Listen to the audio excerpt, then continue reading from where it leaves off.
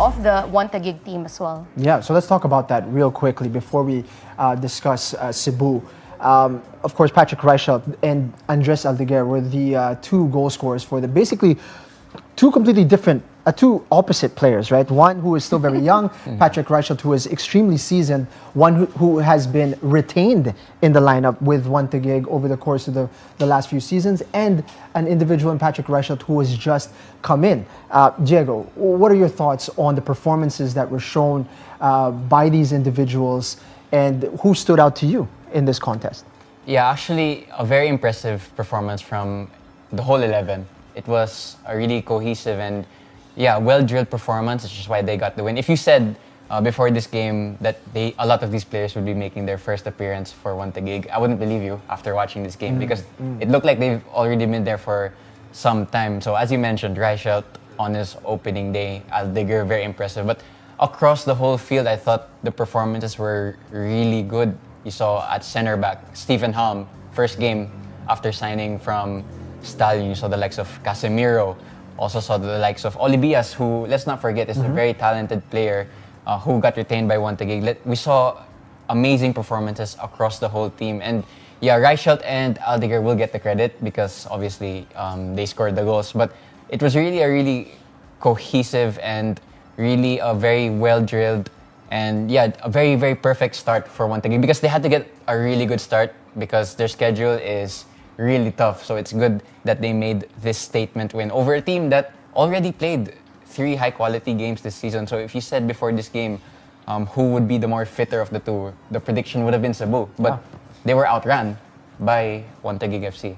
So kudos to Scott Cooper and getting the boys prepared for this one. Man of the match was Patrick Reichelt in that game, and you could see he was very emotional after the final whistle. He seems to be in a different place now, and he's really enjoying and savoring the moment of being back in the Philippines. And Andres Aldeguer, a goal and an assist to his name. So a great start to One Taguig. However, for Cebu, warning signs, perhaps, for them that you dropped this match? And what can you say about the level of the performance outside of the result?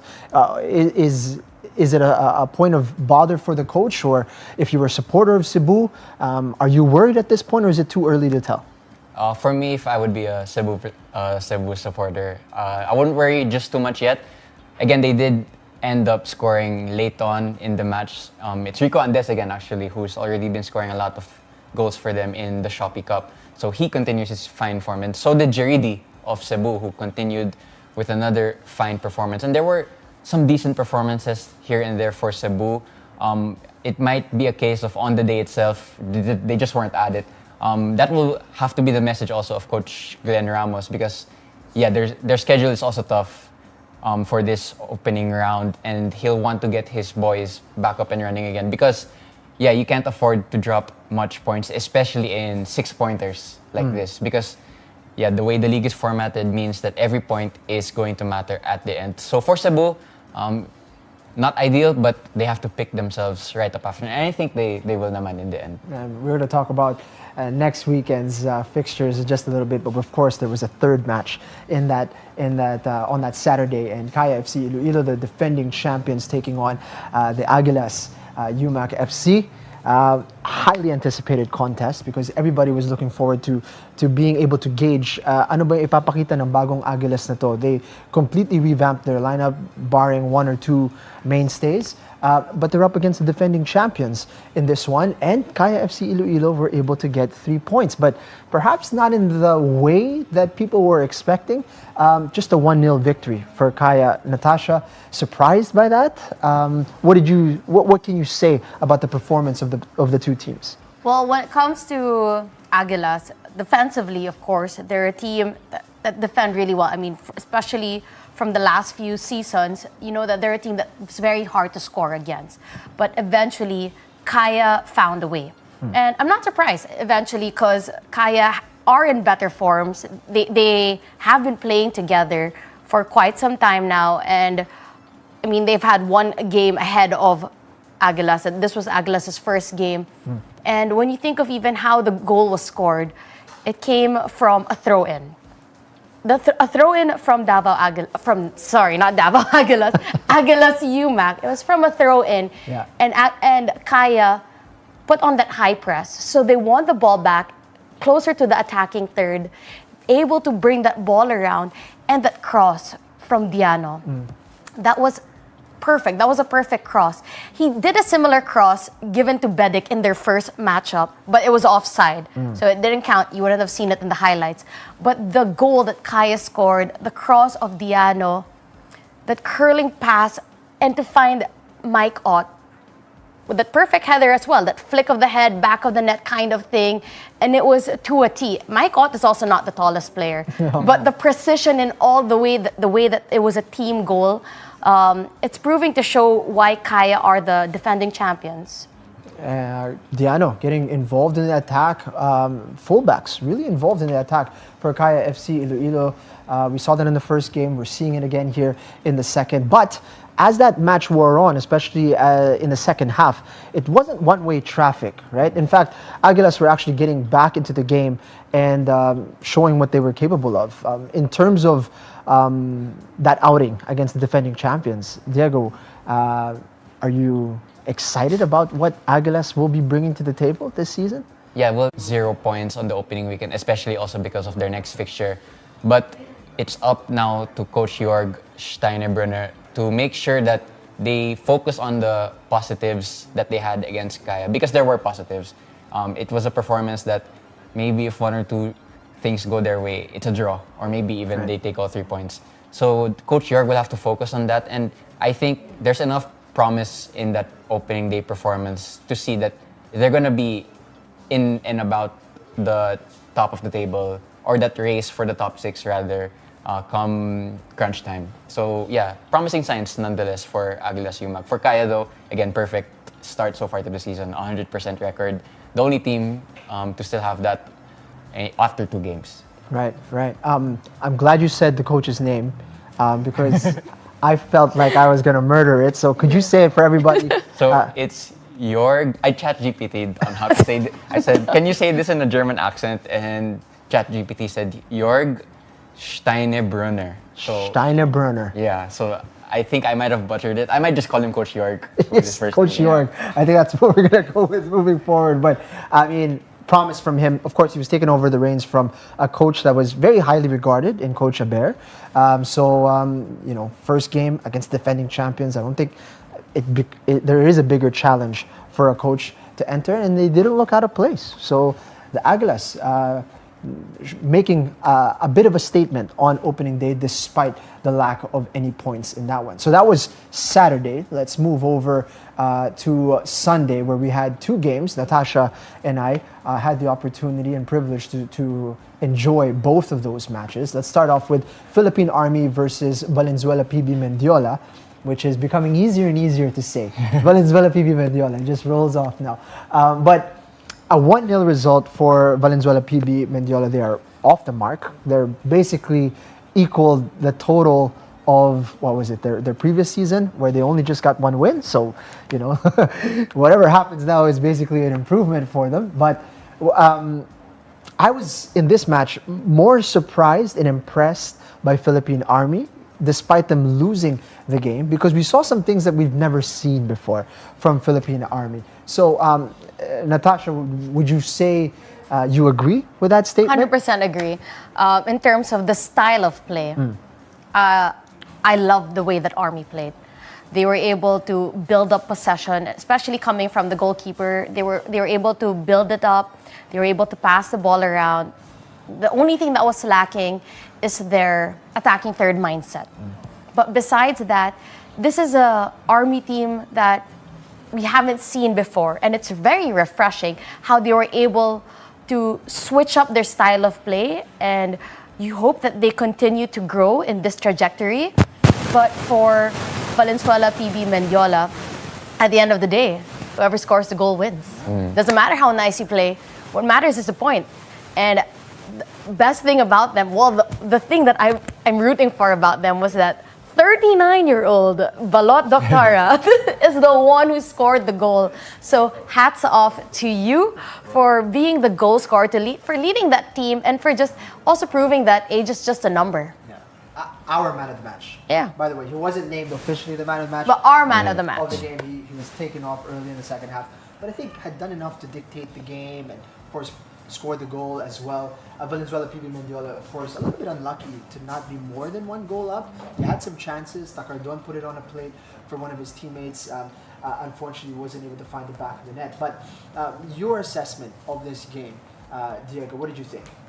Yeah, again, congratulations to Valenzuela, PB Mendiola for getting their first win. Again, it's always good to break through the first 3 points, especially in the first or second game of the season. And both of these teams lost last season, which is why both were very eager to get something on the board. In the end, it went to the way of Valenzuela, PB Mendiola. But again, Army have signs of encouragement, and there are reasons to still be encouraged despite the fact that they've lost twice. But yeah, look at that finish once again from Balot Doctora. And yeah, I mean, what a figure in Philippine football. He's been around forever. And yeah, what a finish it was there to give Valenzuela, PB Mendiola the 3 points. The only goal of the game, so the most important part of the game. And yeah, I think it was actually a game that both teams would have felt could have given them 3 points. In the end, it goes one way, but it could have easily gone another way on another day. But yeah, signs of encouragement for both teams going into the future fixtures. When I see Balot Doctora play, I can't help but be inspired. You know, he's not the tallest of figures. He's about my height, and he's you know, able to throw his body around in midfield and score those types of goals. So more, please. Balot Doctora, it's great to watch. Now, the main event on Sunday was Manila Digger versus Stallion, and what a game it was, guys, all right? This is the level of quality that we have been craving for in the Philippines Football League, and if we could get this week in, week out, we're going to be very happy, folks. Great game. 1-1 in the end. A lot of drama, a lot of physicality, a lot of great technique. I think it delivered a little bit of everything that you're looking for in a football match. Yeah, what was your take on this one, Manila Digger versus Stallion? What was surprising was how quickly the foreigners of Stallions picked up, and they all played so well, which again goes to show, continues to what we've talked about.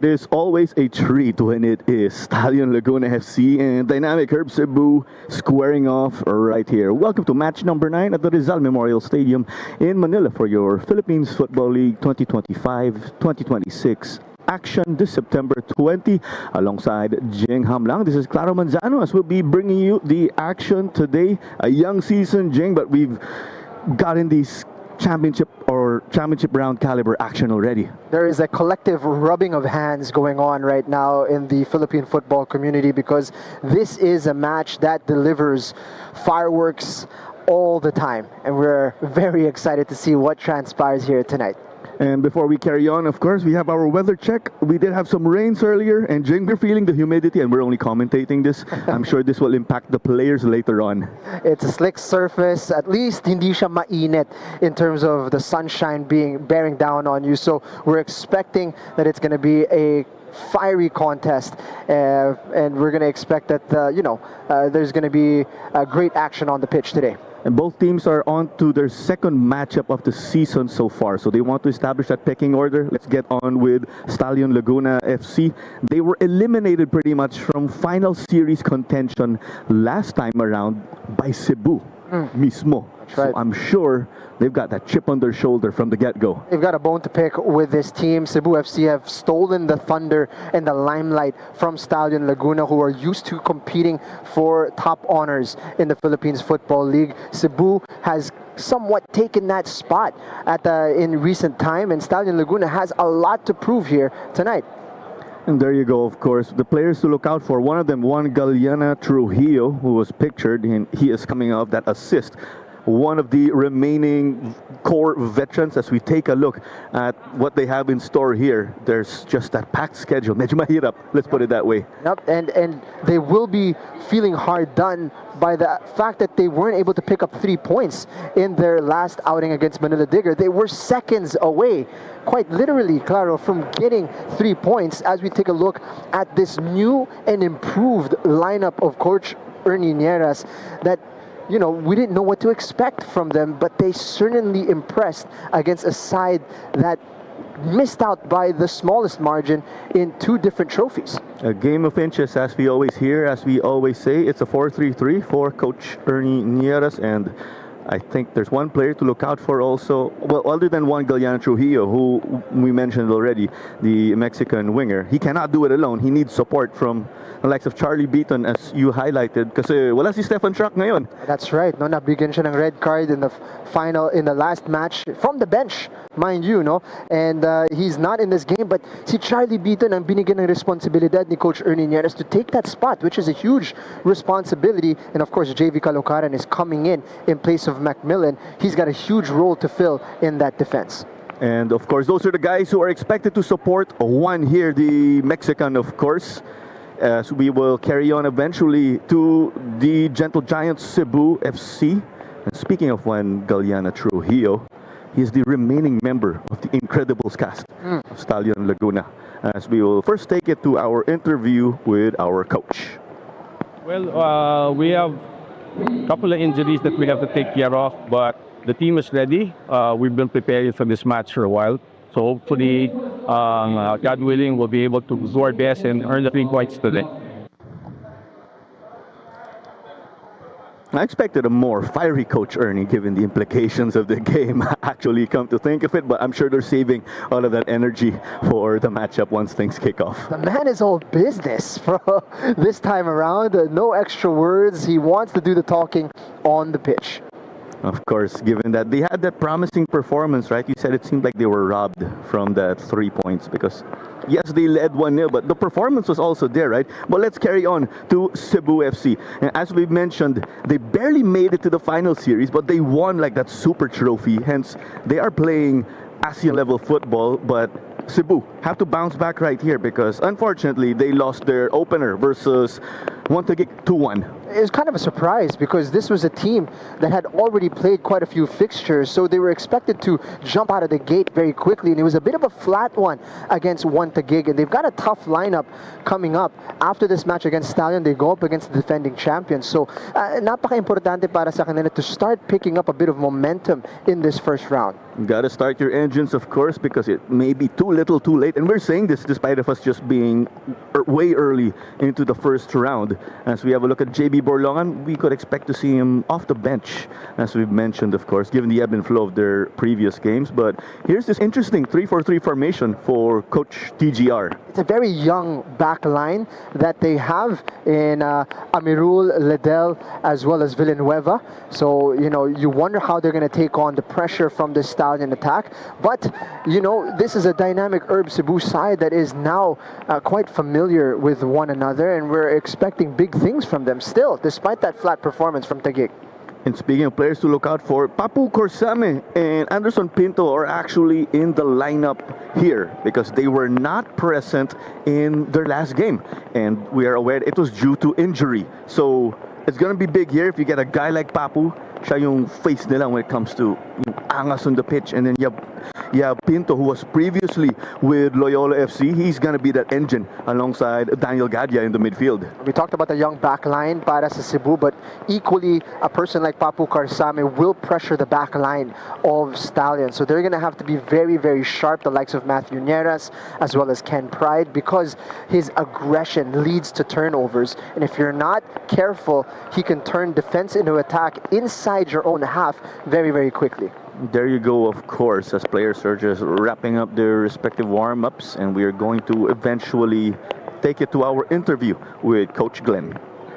Our plan is to win this game. It's very important for us, the 3 points, and that the players are doing good during our 1 week preparation before this match.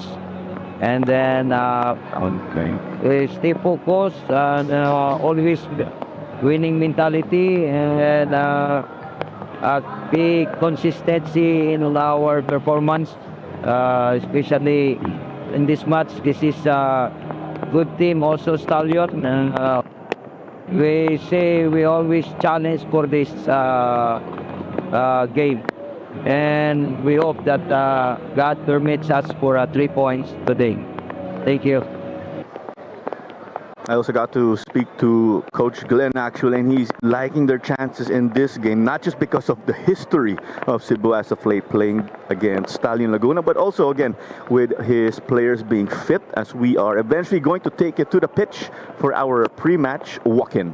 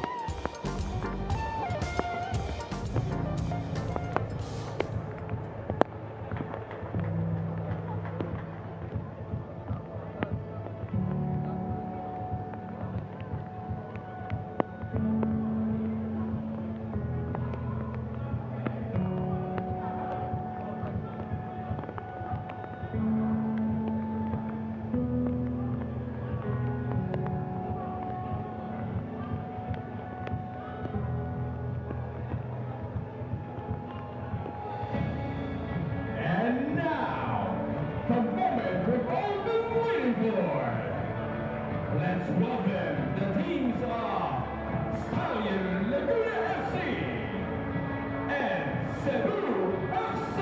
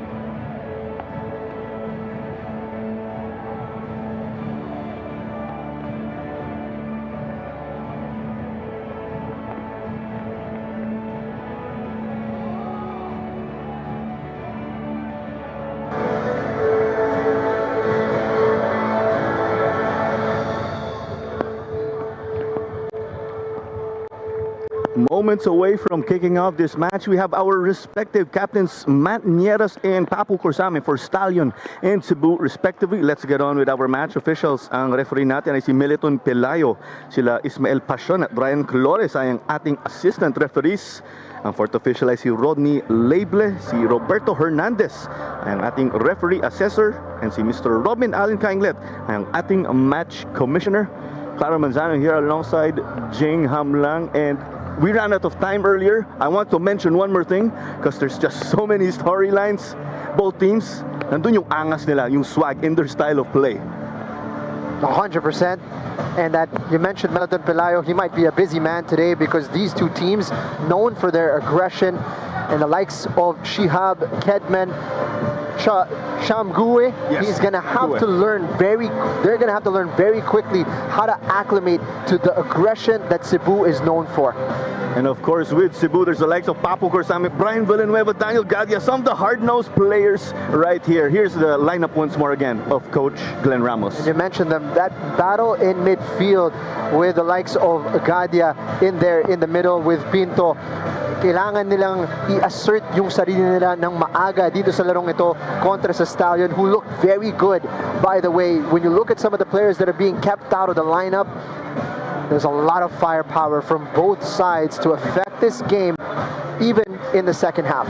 We saw that sub list, and those guys could actually start for other PFL teams. That's how stacked they are. 100%. And you see here Matthew Nieras with the armband. It's a testament to him, his longevity, his leadership, that he wears that armband. And similarly on the opposite flank, si Corsame, what a story for him to rise through the ranks and make his way to Cebu and really make himself a mainstay at this club, and that is now moving into, you know, international football. So fantastic story for both captains. And it's always special that Papu Corsame gets to play in Manila, where he is from. Although we are in Malate, Manila, he's from Tondo, just close by, of course. This match was kicked off. Stallion in black and pink, Cebu in white. So glad you could join us again right here on the Facebook and YouTube pages of the Philippines Football League. The showers, not the showers, but rains are back right here. It paused for a moment right before the teams marched onto the field. It's not the first time though for Abu C of Cebu that he is playing against Stallion. Stallion, of course, where he stayed for quite some time. Here's Liddell getting physical with Diallo. And Villanueva up against Charlie Beaton. It was poked away though here from Abu C. Stallion trying to come up with something. It was gifted though by Liddell to one. He's coming up that assist. This one is put dangerously in. But no good here for the team in black. Very easy to come in the opener there inside the first minute. Great save from Jaridi. Came off his line very quickly to close the angle because that was a real gimme para kay Galiana. Galiana Trujillo is coming off that assist from their last game, so we did see him right before this matchup, full of confidence. And now he sends in the corner of Liddell's head. But this one is skied though for Kedman. Chance to breathe, nervous opening para sa dynamic Herb Cebu. Take a look at Coach Ernie Nieras. He's going to be quite pleased with the energy and aggression being shown by his front line.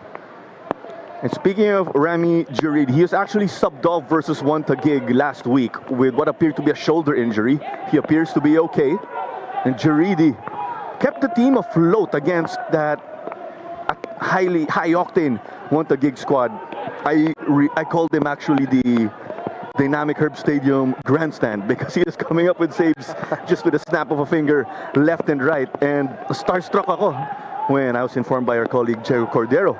He actually played in the Club World Cup 6 years ago and is a Tunisia international. He's already showcasing the quality that he has. Coach Glenn Ramos, a look of concern a little bit. This team finding it difficult to get out of their own half. Slowly but surely, it is Laguna getting up. Yes, we are aware that the Gentle Giants like to play defense, but despite of that, they were not able to control their opener versus Montague with that defense of theirs, and their counter-attack was simply lacking. I think they're the first ones to hold their hands up and say that was below par in terms of their outing against Juan Taguig. So malaki ang motivation ngayon ng Cebu that mapakita nila kung talaga ano yung abilidad nila as a football team. And Mr. Tassi himself, the team owner, was saying that they did not deserve that result. So it's up to the gentle Giants now to bounce back and be not so gentle as we've acknowledged also with the way they play. And Pinto losing it to Nieras. Pinto making his return again. He really took a number of hits in the Shopee Cup games of Cebu. It's a bit opposite, Jing, right? Because you did highlight that Cebu did get to play a number of official games already. And for Stallion, it's a little bit of just friendlies here and there. And they only trained for about a month and a half, I'd like to think. A little shorter than the other PFL teams. We had a lot of question marks surrounding the squad. We were unsure what to expect from them. And quite frankly, they didn't know what to expect from themselves. Because they just didn't know how they would react under that level of competition. But, you know, it was kind of a sink or swim type of situation, and these boys can swim. Claro, I'll tell you that much. And with that, of course, Stallion now without their main scorer in Finn McDaniel. So you don't have that main option anymore. So I'd like to think it's now, hey, we have to rely on each other. It's going to be a team effort. It also helps that you have somebody like Ismaila Diallo that you've brought in. Great finish to get off the mark in his debut. So we've seen glimpses now, and we can see that there is a quality striker up there, up front for them. So where a hole has been left, it's been filled with talent. And Stallion, they just have such a history in recruiting well and from all over the world. And it seems as if they've managed to find some gems once again in this transfer window. You gotta credit them, of course. It's not just in the recent years, but over the decades, as we know and as we've acknowledged, as this ball is cleared off, Rico and Des calling them up so that they could press. And just getting back there to wrap up with the goal scoring category, you have 16 goals that you have to replace because Finn came up with 11 last season. He's no longer with the team. A Placito came up with 5. That's the breakdown. Those were the Incredibles I mentioned who are no longer here. It's just one left now. Shihab trying to secure. Lost it to Pinto. C flicked it well. Pinto just getting through the traffic. And cleared off by Ken Pride. A big return here for him, of course. As it's sent to the sideline by Camis. Playing that safe option. Only 6 minutes in. Talked about Ken Pride. Had a fantastic game on his return. It was a big moment for him. Getting back in the starting lineup after a long time away. And I think he's going to have a key role to play here. Like I said, it was an exceptional return to the starting lineup. And he could figure very, very prominently here tonight. You still have those players with experience, or those players who featured in Stallion's AFC Cup squad 2 years ago, as Meliton Pelayo gave a free kick here to Stallion, the men in black. Very early on, referee Meliton Pelayo setting the tone, right? He's allowed a little bit of physicality already, and he's setting the temperature, so to speak, of what will be allowed in terms of aggression from the players. And I think he's setting the bar pretty high, so we're in for some nice physical duels, particularly in midfield. We saw the Stallion community, of course, with the likes of Chandler McDaniel coming to support them as always. As it's one here to give us a cross, I presume. I don't know, he looks interested. It looks like he might go for it. Plenty of movement, easily into the gloves of Jaridi. Very routine for him. It had a bit of power, I'd like to think. You have to play it short here. Liddell surveys, sees the room. Brose, we saw it was out from our angle here in the panel. Brose often one of those players that insert for offense in the end game, but he's getting that nod here, and when you get those opportunities, you just gotta grab them by the horns. There's a clear intent mula sa Stallion Laguna na subukang matesting itong left side ng depensa ng Cebu. This one is cleared off. Landreth just getting this one into his gloves. He let it inside his box. The American goalkeeper, previously with St. Mary's College of California. It's on the left now here. Shihab, that attacking mid. It seems, of course, they listed Matt Nieres as the left back, but he's actually playing on the right, and then it's JV Kalukaran playing on the other side in the defense. Actually, malaking bagay yan sa longevity ni Matthew Nieres, yung abilidad niya maglaro across that back four. And we're seeing the Cebu community come out and support as well of this side. Again, maaga pa tayo dito sa season natin. It's not really a make or break game, but you feel there is a lot on the line between these two teams, and a lot of it is pride. And you gotta love that. There is a growing rivalry between these two teams. And it's not because it's Gilligan's versus Leylam, as there's a counter-attack right now. Kedman on the wing, looking dangerous. Gave it up. They shoot. No good here, though, for Diallo. Blocked well by the D of Cebu. One chesting it. Abu C doing his thing. And Rico Andes got free there in the counter. It would have been very dangerous, but he was contained by Ken Pride. Rico Andes has been on fire lately. He looks a bit of a lonely figure up top, but if he gets a chance, he is a real killer inside the box. He did score in that last game already. Scored a handful already in the ASEAN level.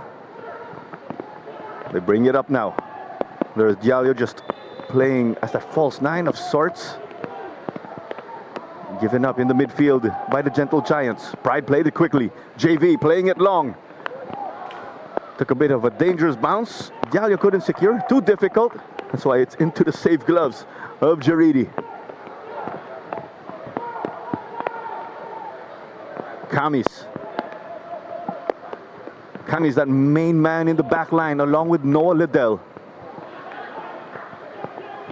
Speaking of Noah Liddell, it's at his feet now. Slid it over. We just thought, or a while back, right? We saw that Cebu community led by Doc Joe of the Tassi family. Brian Villanueva. I'm not so sure there. He may have made the most of that, because I saw Charlie Beaton just getting tangled up a bit, taking steps away. I think it was the clearance of Matthew Nieres after that. He got struck by the ball, and it hit his head. Benefit of the doubt to Matthew Nieres, it was not on purpose. At least it didn't look like there was any malicious intent. But if we look back at this, look at the footwork from Brian Villanueva. And how very quickly he's moved his way into a starting role. There it is. That's the ball that got fired onto his head. And he's definitely going to be a player to watch, because when you look at him play and the capability that he shows on the pitch, you forget that he's 19.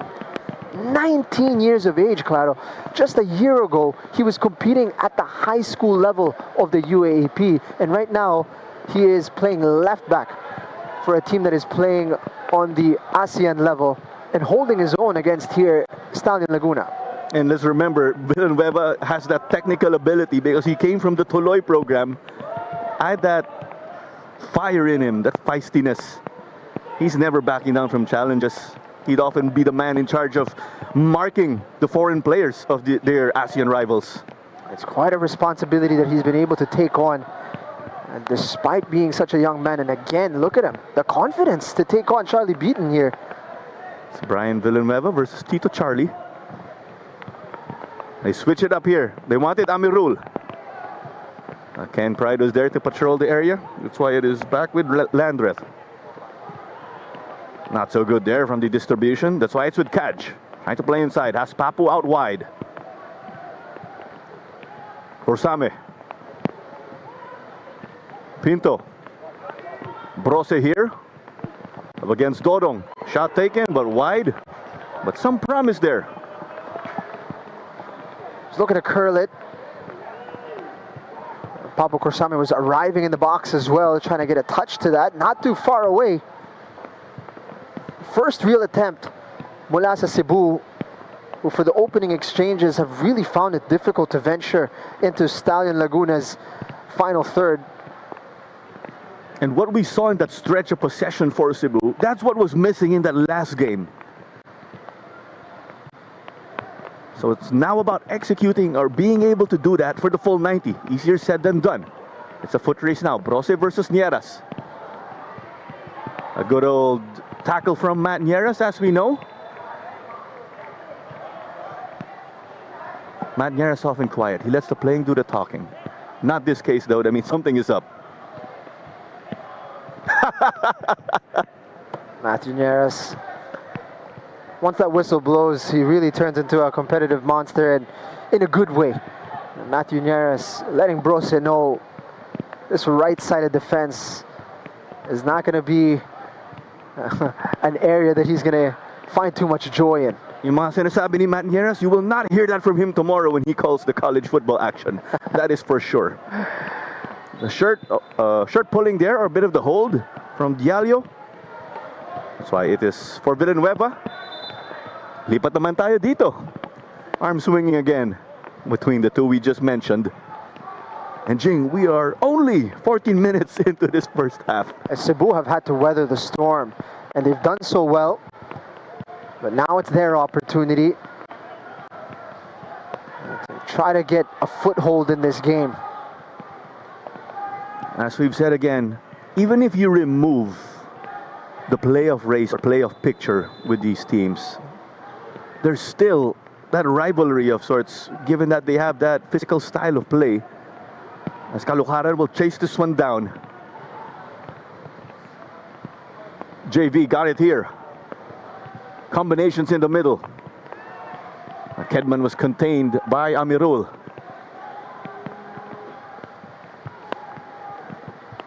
Coach Glenn continues to look on, of course. They'll only be satisfied until they bag those points. Same situation for Coach Ernie, without a doubt. Nieras playing at his natural fullback role. Charlie got beaten by Brian. Brose to Abu C. You see that intensity in the midfield as advertised. Shihab. Caloocaran, long again, trying to go for one. But it was headed to the center. Diallo, is he going to pounce again? Beat on low ball. A bit of the hit, but it's a foul here that will go the way of Cebu. Villanueva, crucial challenge in the end, but it was him that initially got his team into a spot of bother there with the header back into the box. He's done well to remedy the situation. A close-up, of course, showed you the intensity of the rain. Both teams here just seem to master the conditions for the moment. Nothing clumsy, despite of the ball being more slippery, of course. That's been great. The game is being played at a real intensity, at a real tempo. Sometimes, of course, with rain, you see teams just change up their game plan. Over here now on the left. Kedman got it back. Up against Gadia. I'd like to think Gadia gave him his welcome to the PFL moment right there. It will go back the way of Cebu in all white again. Stallion in black and pink. A big thank you for joining us again right here on the PFL's Facebook and YouTube pages alongside Jing Ham Lang. This is Calaro Manzano. Second game of our triple header again. Later on, we do have the likes of Maharlika and Manila Digger squaring off. We can recall, if we just mention the next game a bit, Maharlika did derail Digger's title hopes. Manila Digger lost one of those games against them. Love the way a lot of these rivalries are starting to grow organically within the league. A lot of layers in these matchups now, and itong rivalry na lumalaki between Cebu and Stallion. You can feel it. There's something very palpable about the way these two teams have set up. It's not just about 3 points. In fact, it's probably something in the back of their mind right now, but it's more about winning your duels, winning your battles, and making sure you let the other team know that they're not going to get an inch today. And if you could cover your individual duel, you could just help, of course, the overall output. It's a foot race now. Kidman again versus Amirul. Here's the recovery from Kaj to get it. It's still in the attacking third, though, here for Laguna. And Amirul gets the job done right here.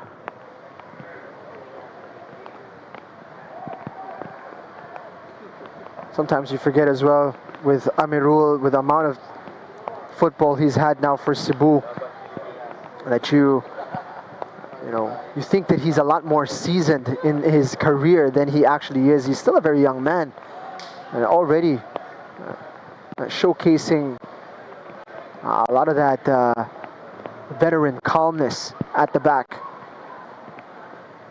Kajamirul did get to play for the youth national team setup in the PFL, hence his accelerated growth as a player.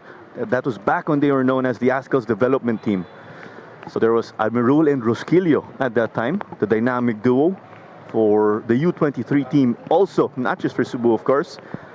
You make them three now as the Bruce brothers because you add Noah Liddell into the mix. Add Brian Villanueva. 21 lang. Itong si Amirul, you forget that because of the amount of experience he's had now at this high level. But it's a joy to see, the faith being shown in these young talents and giving them an opportunity to play and showcase their ability at this level. And just to wrap up with that, of course, with Kajamirul, he did spend some of his football education in Florida, as he did mention before. Back to the action. Pinto. Were they able to secure this one along with Abusi? Not the case. 20 minutes in, Jing, do you see this going to one team? It's very even game. I think Cebu have leveled it out in the last 5 to 10 minutes. Early on, clear yung advantage ng Stallion Laguna. In fact, they'll probably feel that they should have been at least a goal ahead with that early chance mula kay Galiana Trujillo.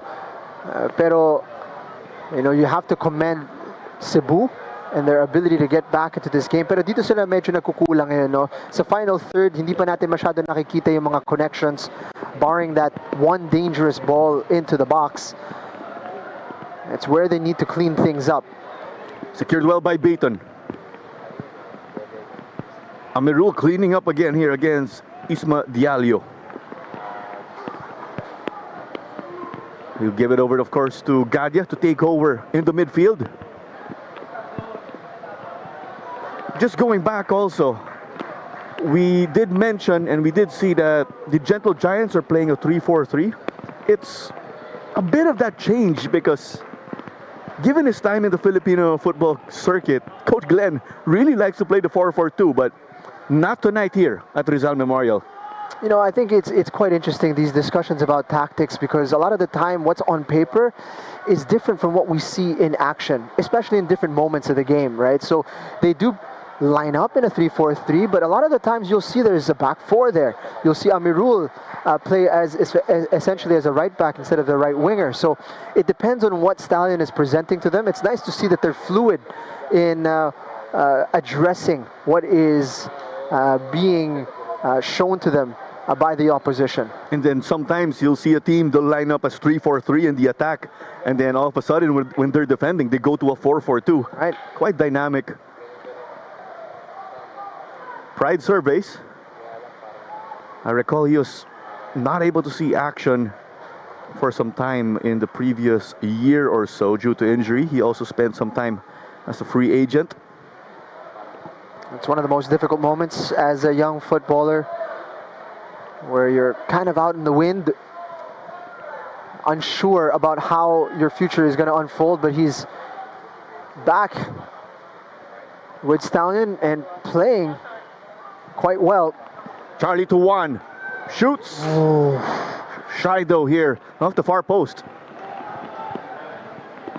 There's a stark difference in the build-up of Cebu and the build-up of Stallion, and here it's very methodical. They've found Galiana again in a very dangerous zone. He's pulled that shot across the goal, but that's 2 or 3 opportunities now that he's had in really dangerous spots para dito sa Stallion. Only 1 assist for Galiana Trujillo last season. He's equaled that tally already. Dodong Villarreal did not get to floor Rico Andes as he planned, as we are aware that he is Coach Ernie's in-house enforcer. Marami na tayo napag-usapan ng mga young talents that have impressed us and has caught the eye. Dodong Villarreal is no spring chicken, 37 years of age, but boy, can he still perform at a very high level. And he's come back here to Stallion after his time with the Aguilas, and he's got a point to prove. A player with a chip on his shoulder who really wants to showcase that he belongs at not just the top flight of Philippine football, but at the premier teams, at the premier level of this level of football. So, malaking bagay para sa kanya to be able to showcase and really perform well in these types of games. He's been seeing regular game time even if he transferred team to the Aguilas for the previous years. A shove from Pinto. Also with... Look how strong he is. There's 3 people around him and he shoved them all off. Andes cut it back. Papu. I'm not so sure if he dummied it or if he missed that one, but Gadya could not get it. Galiana Trujillo. Cebu's defense got to recover for a bit. The intention was to play Charlie Beaton. Second ball with Noah Liddell. This one just taking height. Beaton somehow gets this against the taller Villanueva. A bit fancy there. So far, so good for them here. And as I say that, Brose collects along with Liddell, but it's a throw-in given up by Cebu here. It's from deep.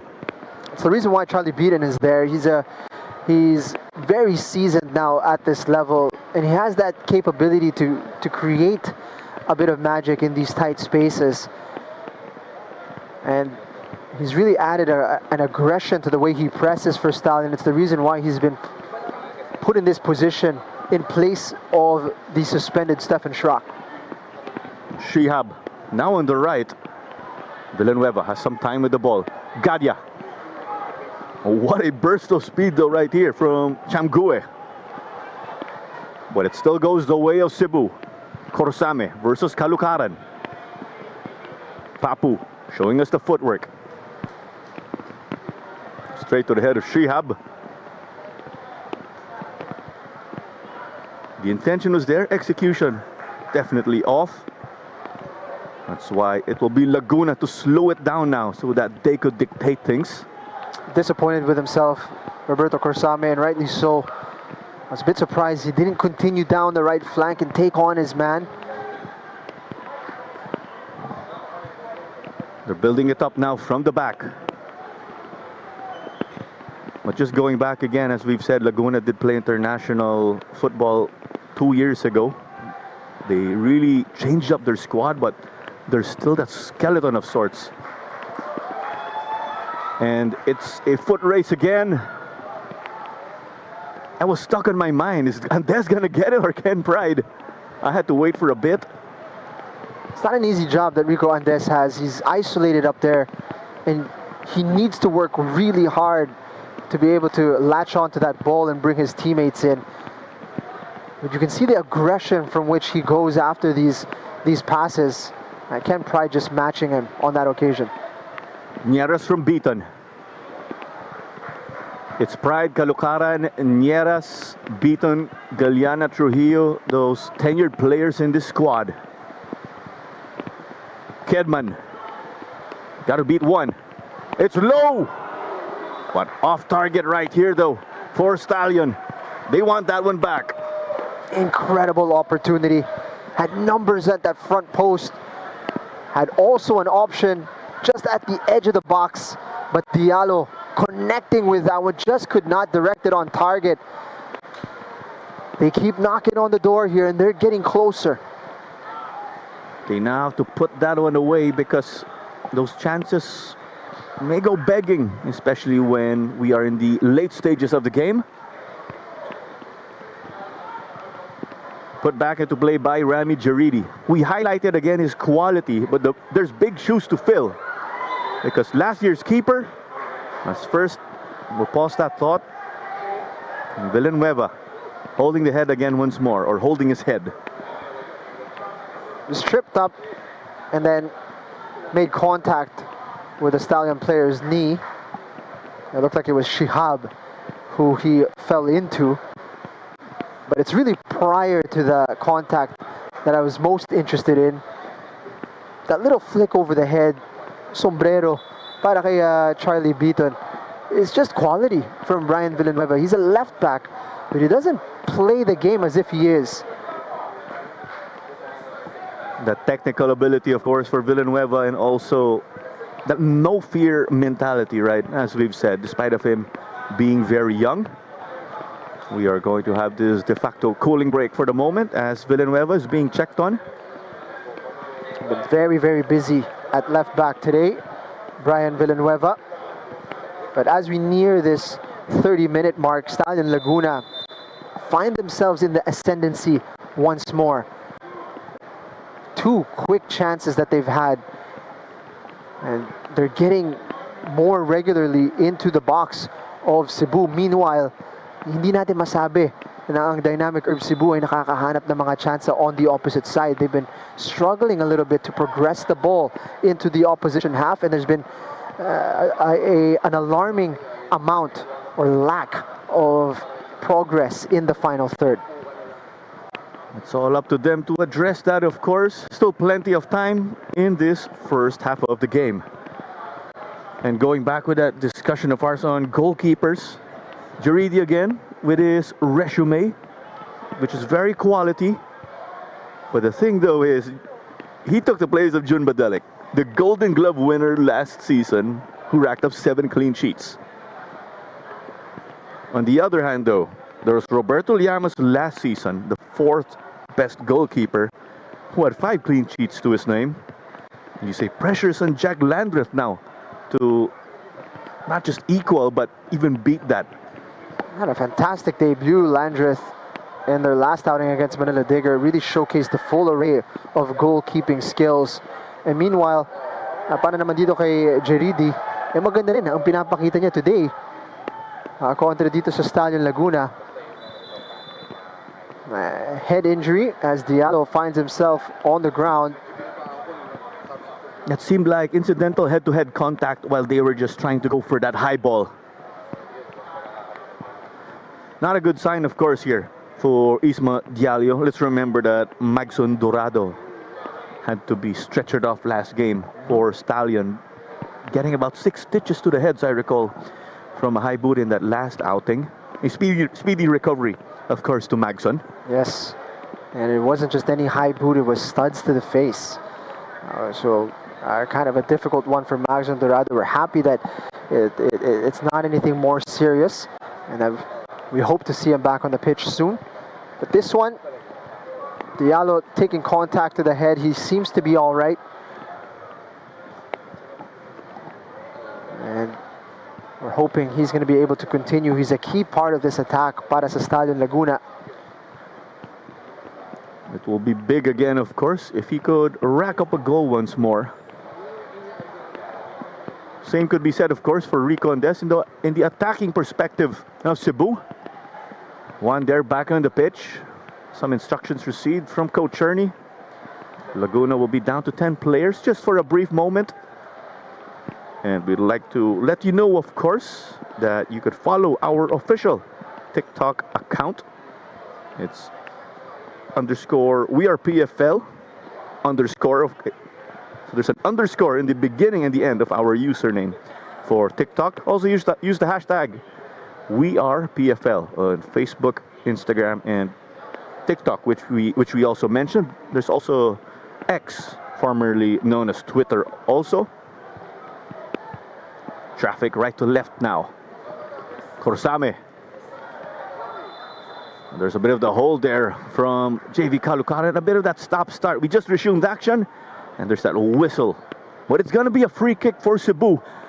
Pretty much in their attacking third. We haven't really seen much of those. It's always a risk to get tight on Papu Corsami because he can turn the corner so quickly. He sucked in JV Caloocaran there, drew the contact, and now, given their struggles in creating chances, malaking bagay ito para sa Cebu. It's going to be Amirul to take this one. Earlier today, it was a 3-0 win for Tuloy FC over Garelli in the Don Bosco Derby, as we also call it. Here's the service. I believe Abu C got his head to it. But that was definitely off target. It will be a goal kick right here for Landreth. Yan ang isang player na kinakailangan ni Coach Glenn Ramos na magising at talagang maging mas involved sa larong ito, no? So si Abu C, alam naman natin na may capability ang player na to to really be a goal threat, but hasn't really had an opportunity to get in this game, and this first half is already, you know, winding to a close, so to speak. Liddell got beaten. Galiana Trujillo couldn't get it from beaten though. Camis trying to bring it up quickly. Pinto, maybe a bit silent also in this game. Villanueva. Cebu resetting at the back now. 11 minutes remaining until additional time. Still goalless at the moment, but you see it's that close fought action. They're really trying to battle for every inch over the other. That's exactly right, Claro, particularly on the side of Stallion. They're not giving you any room to receive, to turn, and they're doing that all over the pitch. Shrihab shoots, it's low, but Jiridi saw it was already off target.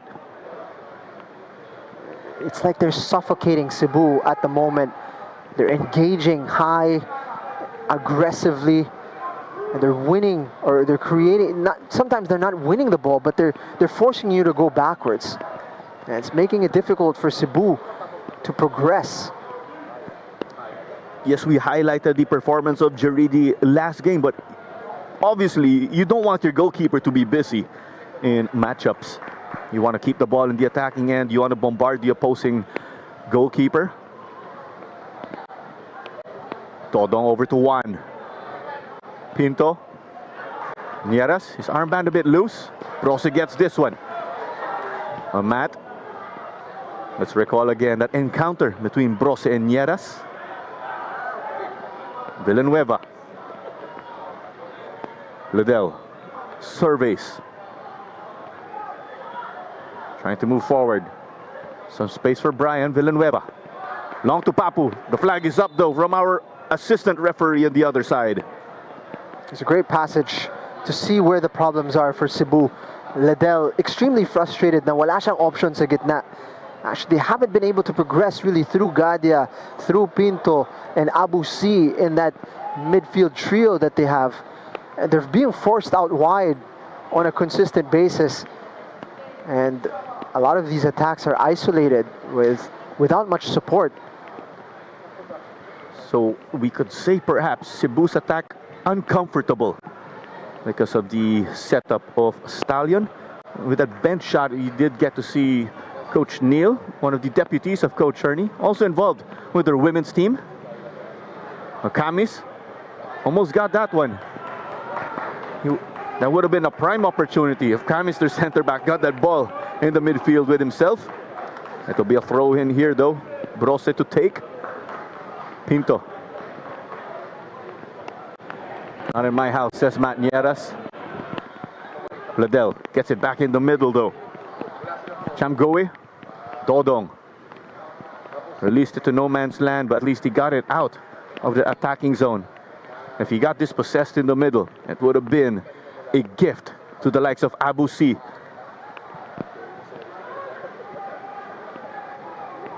Camis, clever here to Gadia. You do not want to let him do this, of course, if you're the defense. Well, you like this. If you're the Gentle Giants, Corsame. Tough though here because there's JV Caloocaran. Amirul. Was that too much time with the ball, Jing? I'm just speculating, of course, because maybe in the other perspective, Corsame was waiting for support. didn't get the movement that he was hoping for, but at the same time, did not make a decision to transfer the ball quickly enough. Itong si Corsame. Quick here from Nieras and Villarreal with the ball. A collision again. Villanueva and Diallo. This shot is way over the bar. Villanueva came in strong on that one, but it seems he's hurt himself in the process. He's taken a number of hits in this game. Also because he's not afraid to get into it. Yeah, he's thrown his body around, that's for sure. Pero nakita naman natin, may konting frustration din mula kay Diallo, no? Kasi siya na ngayon nasa receiving end. Yung tumama pa sa kanya, yung nangangailangan ng treatment dito, or nangangailangan ng oras para mag-recover. A little bit better now from Cebu. We've seen some pockets open up for them. Gadia getting on the ball, which has been rare in this first half. Rare, but they'll need to see more of that, of course, if they'd like to carve out more attacking opportunities. Off the head of Brian. It's a matchup that continues to rise in temperature. Brose and Nieras getting involved there. Clear nudge from behind. Whistle won by Matthew Nieras. It's simmering, that one. Just waiting, of course, to peak, right? Andes, but Dodong moved out well to get it. Chamgue took a fall. It's Rico Andes, their main scorer, who is dictating traffic now, getting it up. Not slowly but surely, but quickly. It's good defending though from Caloocaran. Wasn't sold on the little stutter step. Put in a good challenge to delay the attack. I was just doing some math, of course, when we were talking about Brian Villanueva not being afraid to put his body on the line and be physical. By my math, he is at about 5'9". And when he was with Toloy about 2 seasons ago, he was their tallest player. And then he had to stop a 6'4" Salifu Big Boy Jata once upon a time. And he made Jata work. Jata was unable to score in that game. He's very, very good using his body, despite him being still, you'd expect he's still growing at 19. For sure. Big boy gotta eat too, or growing boy gotta eat. Brian Villanueva. And here he is. Gets it to Anderson Pinto. Promising here. Sailed over the bar though and out. But a promising spell right here from Cebu. We saw something similar also actually in the first half. They need this bit of a confidence booster getting into the final third. Bit of a cross, bit of a shot. Something that's moving in the right direction at least para dito sa dynamic of Cebu. I think that's why Landreth took his time and just wanted to take momentum away. Referee Militon Pelayo telling him to hurry up and take the goal kick right away. 4 minutes and change remaining right here. We're just in the first half. It's been that strategic battle between Coach Ernie and Coach Glenn. Laguna versus Cebu. And for the last time, I will say it is Leyland versus Gilligan's.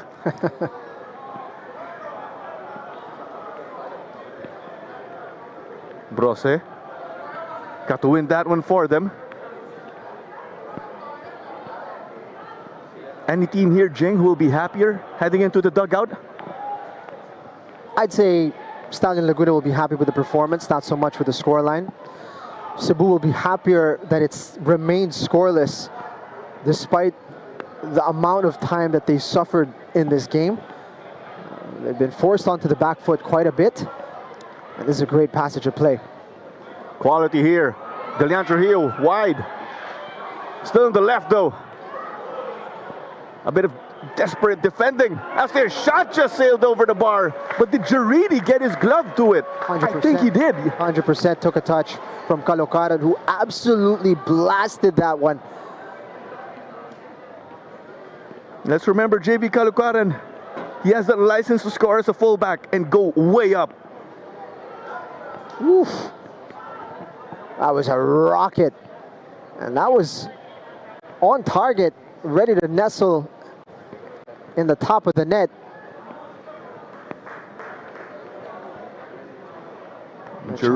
Jaridi. Great save from him. But it was started with Charlie Beaton's venture forward from the right side. They're finding their openings. Calucaran, long ball again. Can he get it to one? Took a bit of a bounce. Kept it in. But Jaridi had that area covered. Ah, it's a tricky bounce.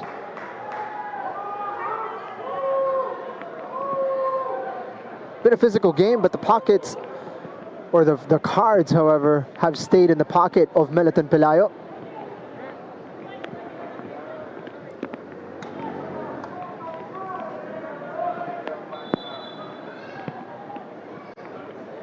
Nothing really in that. Trying to get into the head of the goalkeeper. Well, let's remember, Jaridi is 40 years of age already, so maybe a bit more fragile as compared to, let's say, a younger goalkeeper in the opposite end in Jack Landreth, who is only 23 years of age. I'm sure he'll be okay and able to continue. But going back to your question earlier, Cebu will be happy that despite their struggles, the game is scoreless. And that means, as it stands, they've got a point at least, and they have the opportunity to still get the opener in the second half. There needs to be improvement from them, especially going forward, but they've stayed sturdy enough at the back. Meanwhile, for Stallion Laguna, masaya ka dahil maganda yung performance, but you know, the more chances you miss, the more nervous you're going to get that these missed opportunities will come back to bite you. You need to take advantage of the times where you are on top. And in this first half, we've seen the game ebb and flow with momentum flipping on 2 or 3 occasions already. So Stallion Laguna will be a little bit frustrated na hindi sila lamang sa laro na to. And if that, or if this scoreline, which is goalless, carries on, that is obviously going to favor a team like Cebu.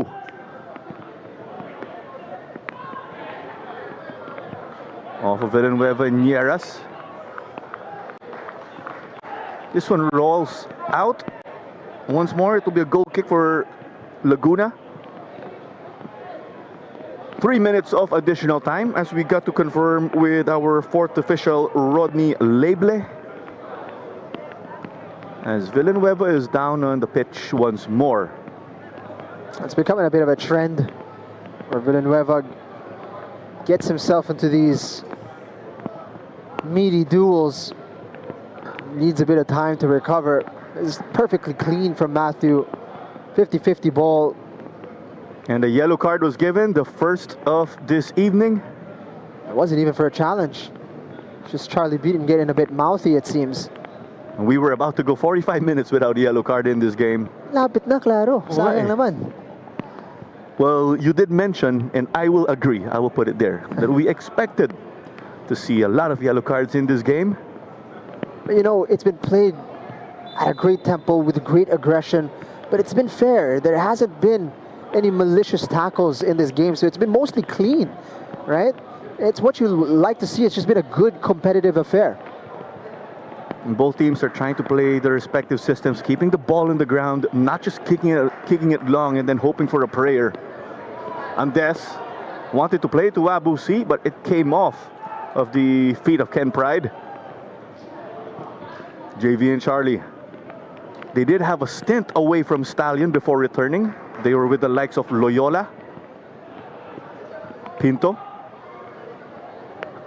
Cadia. Got to beat Calucaran. A couple pirouettes we've seen already. One from Amirul and that one from Gadia. One versus Villanueva. There's the press. Nieras.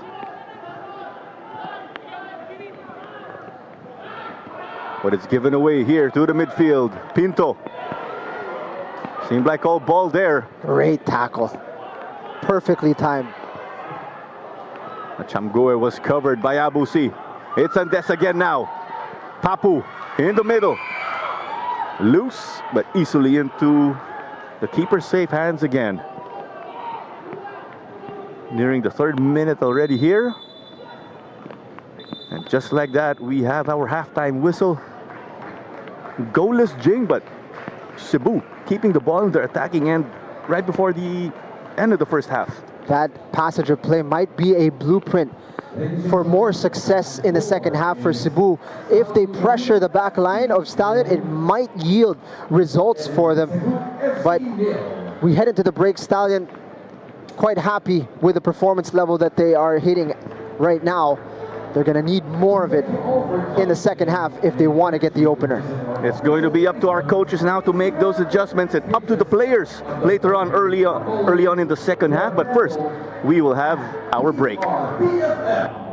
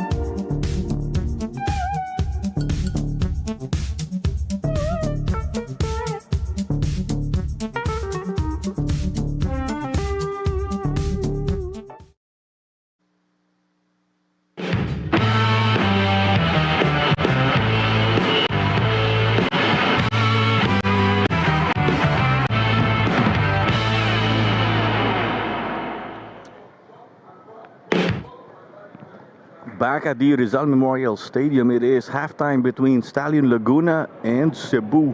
Goalless as we speak in what has been a rainy game right here, but both teams just displaying also their technical ability of sticking to their respective systems, despite of the tricky weather conditions, Jing.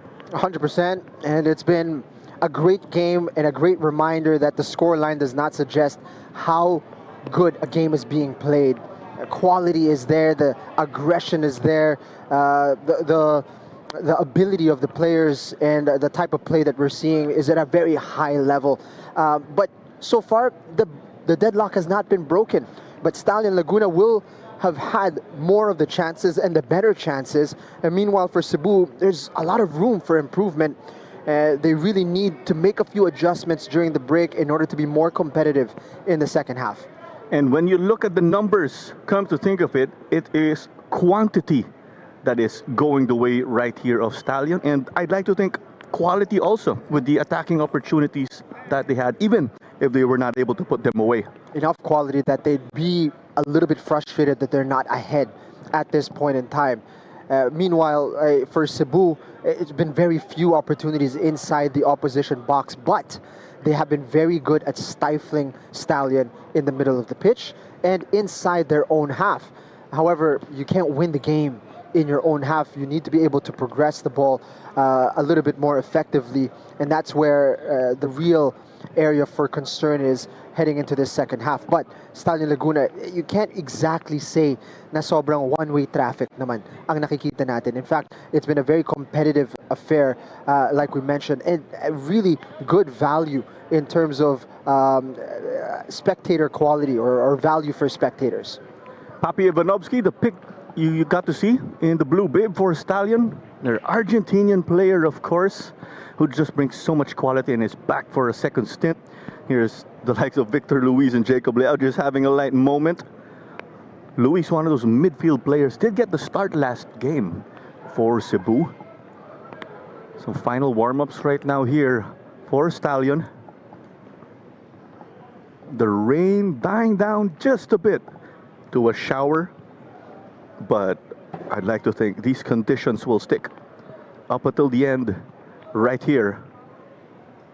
We'll let the players do the talking, of course, for what went on in their respective dugouts during the halftime break. Also use the hashtag #WeArePFL on social media. We also have the Minsan Football Show. It is on Wednesdays pretty much. Also follow our official TikTok account. It is _WeArePFL _. Yes, there's an underscore at the beginning and the end. Don't you forget, of course, that you are catching this on the Philippines Football League's Facebook and YouTube pages. Do also give us a follow on X, which was formerly known on Twitter. And Stallion out on the pitch already in Cebu, still in the locker. Coach Glenn's got to be furious, of course. We saw Mr. Tassi also having a word with him right at the halftime whistle in the technical area. Yeah, lots to talk about. You mentioned TikTok earlier. In fact, if we get enough subscribers, we're going to be able to do live on TikTok. So that's something to be excited about. And it's so much fun to be able to interact with the community, all the supporters making themselves heard about their comments about the broadcast, about the games, and being able to speak with them during our Minsan Football Show midweek. It's been a fantastic start to the season. It's only been 2 match weeks so far. Yeah. And also we'll have fans on our predictions also. Shout out to ESBF and the Half Space for sharing their predictions. Coach Paulo here, going to warm up his team also. On the other side, we did see Stallion's PT, or Coach Paulo's counterpart, Coach Josh, warming up their boys. The predictions, it's been a fun game. It's been that game in the game. More fun for some more than others. I think my hit rate has been 0 out of 6 or 7. It's been atrocious, claro. So count me out of the predictions for now. I'm happy I'm not on duty this week. Right, you got a free pass this weekend. I didn't. And I will say our friend PFL Bible on Instagram did tell me. Fantastic content that he's been able to provide there. Right, yeah. And he was telling me in the last match week, in the first game, hey, so far your prediction's spot on. And I did say, after all, a clock that is not working is correct twice a day. And he was right, because right after my match week 1 strong start, I said goodbye to my accuracy. Got some wins though, the others were in the opposite. Sabihin ko na, Patrick Reichelt had some things to say because I had Cebu beating 1 Taguig. Well, that's all good, of course. It was a friendly conversation. What's wrong here? Fatty Kodoy-Dodzora supposed to enter already. But our 4th official, Rodney Leble, saying something. Something was spotted in something that he was wearing, but there's going to be a couple changes for Cebu. I'm not surprised whatsoever. It looks like we're going to see Ursum Daniel Paulos come on. Fatty is going to be checking into the game as well. It's just a matter of finding out who's coming off for who. That is Esrom Paulos, who actually scored that big goal in the second leg of the Shopee Cup qualifying playoff, which was played right here. Unang-una, sabi ng referee, ata no VAR, because that VAR is implemented in that tournament.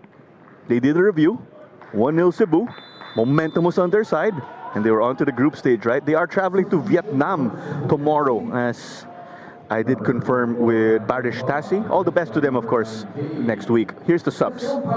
So it's Villanueva who makes way alongside Joshua Brose. Ang papalit sa kanila ay si Fatty and si Esrom Paulos.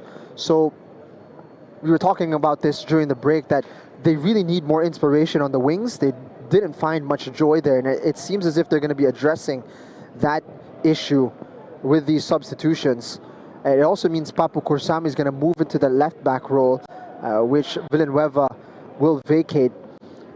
Bit of a surprise, I think, because Villanueva was actually doing well despite of the theatrics and staying on the ground a lot. But in terms of his defensive duties and his ability to progress the ball, actually rather effective para sa kanila. But going for more experience here at the back and letting the 19-year-old get a rest. But it was a decent half of football para kay Brian Villanueva. A throw in from Nieras, hence it's still on the right wing. It will be another one for them right there. He did get that ball to Isma Diallo. They're trying to size him up versus Papo Corsame. But it did not work here for Stallion in black and pink. It will go the way of Cebu FC in their all-white uniforms. I'd like to think, Jing, the first 15 minutes will be critical here in establishing control of the game. 100%. I agree as well. And I think, you know, there's two ways that Cebu can go about things. They've been struggling so much in progressing the ball through the middle. One way to go about it is to skip it altogether and just pile bodies forward, where you could, you know, go a little bit longer and hold up the ball in the final line of your attack. And they are putting more bodies forward right now. Or the opposite way that they could, the other way that they could address things is be more aggressive on the wings. And it seems they're keeping both options open. Abu C is a little bit more withdrawn, which is in a withdrawn position, which is a bit of a surprise because he is a forceful figure and a man that could hold up play very well for them. Meanwhile, for Stallion Laguna, it looks like it's just staying the path that was quite effective for them in that first half. Talking about the path, Diallo gets it, got to shake off Corsame, and they'll stabilize it in the midfield. This one too close for comfort. Ken Pride almost got to hold it. It went to the boots of Abu C. Paulos was floored. Meliton Pelayo eventually with the whistle. Delikado yung pasa ni Matthew Nieras. Put Pride in a very difficult position. But that was the Cebu defense there, putting in the work. Played quickly here. Amirul. Kaj using the space.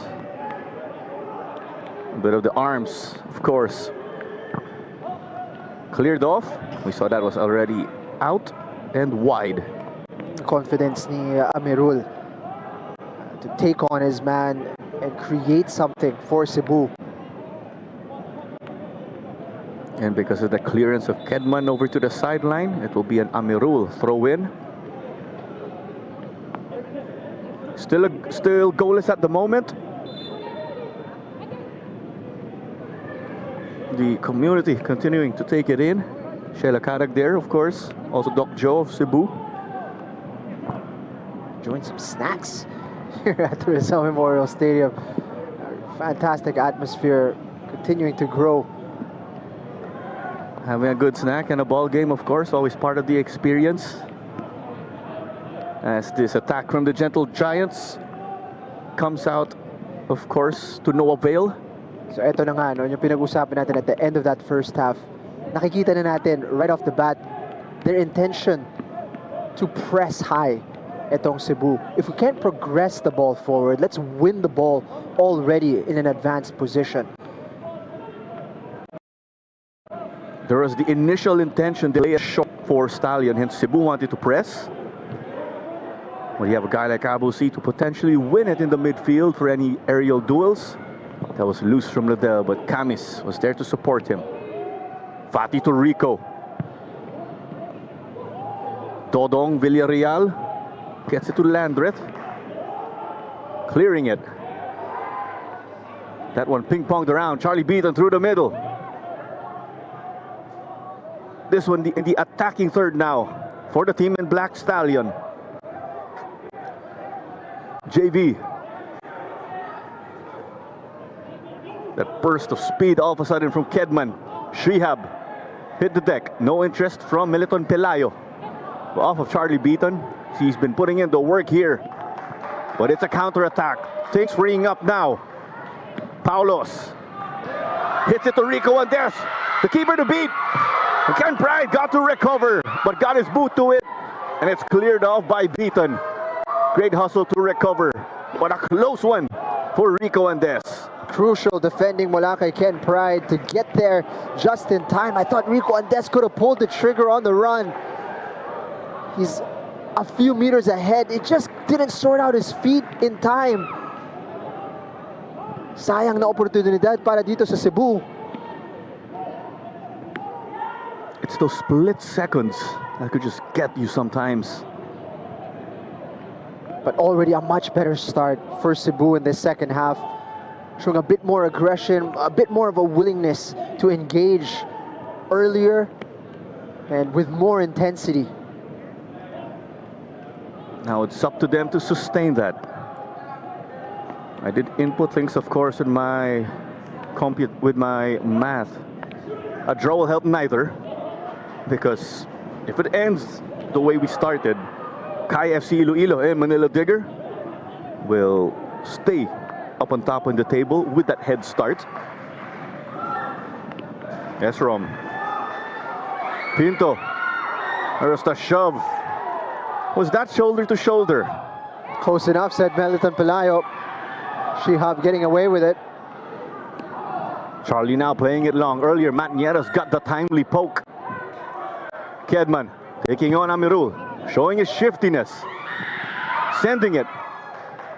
That cross ricocheted off a gentle giant defender. Great cover from Amirul and Kamis. Here's that extra intensity that we were looking for earlier, despite of us seeing quality football in the first half. That sense of urgency, maybe a bit of desperation also, of course. Stallion coming off a draw again. Cebu coming off a loss. And the push from Paulos, because Beaton, I think, wanted his jersey. Just got out-muscled. Paulos, silky footwork. And just like that, Chamgoe got to clean it up because JV Kalukaran was beaten in the left. Kedman blowing by Kad this time around. And Noah Liddell getting himself in the right spot. Read that, of course, well. And it's won again by Paulos. He's using his physique over Charlie Beaton. Great piece of skill from Diallo. Got it over to Kedman. The touch still with him. Shoots, denied by the keeper though. One trying to go for the scissors. On target, but not enough power, of course, to challenge Rami Jaridi, the Tunisian. Oof. Kedman showing us the skills to get through his man. Delivered a fiery shot that stung the palms of the goalkeeper. Skipping past two, snapshot. There was the swerve of the ball also. Looking at the replay, well, I think it came off of Camus. Great little dink to get in between the two guys. And then Galeana, difficult one under pressure. But Stallion, here they come. And you feel this game, the dial being turned, heat rising.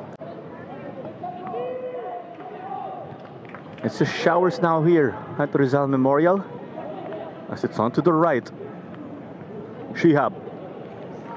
Korsamid dropping down, hoping to put the clamps on him. Papu gets beaten though.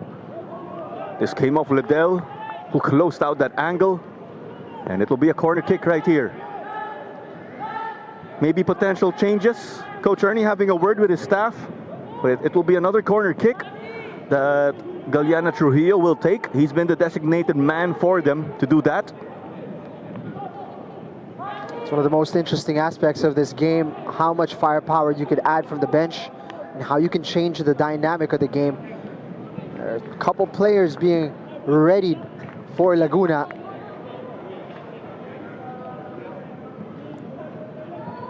Here's the delivery from Juan. The defensive header from Fati. But it is recovered though by Beaton. Juan. The extra aggression. Charlie. Shiab gave it to Galeana Trujillo. Oh, inches wide. It's a fantastic piece of play from Stallion Laguna. Absolutely sliced through the left side of Cebu. Has got to hurt though for them. It's just wide. The player arriving inside that box. Look at this. It's a good decision in the end to take the shot as Pride was offside. Ricky Sendra is lining up to enter along with Farias. Also MJ Canicosa Libre. And with that, JV Kalukaran is down. Stefan Schrock with the women's team of Stallion. Let's remember, Schrock is serving a suspension, Jing, as we've mentioned. You could see.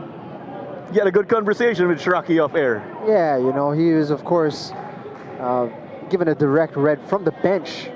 So that normally means that you've had something to say from that position.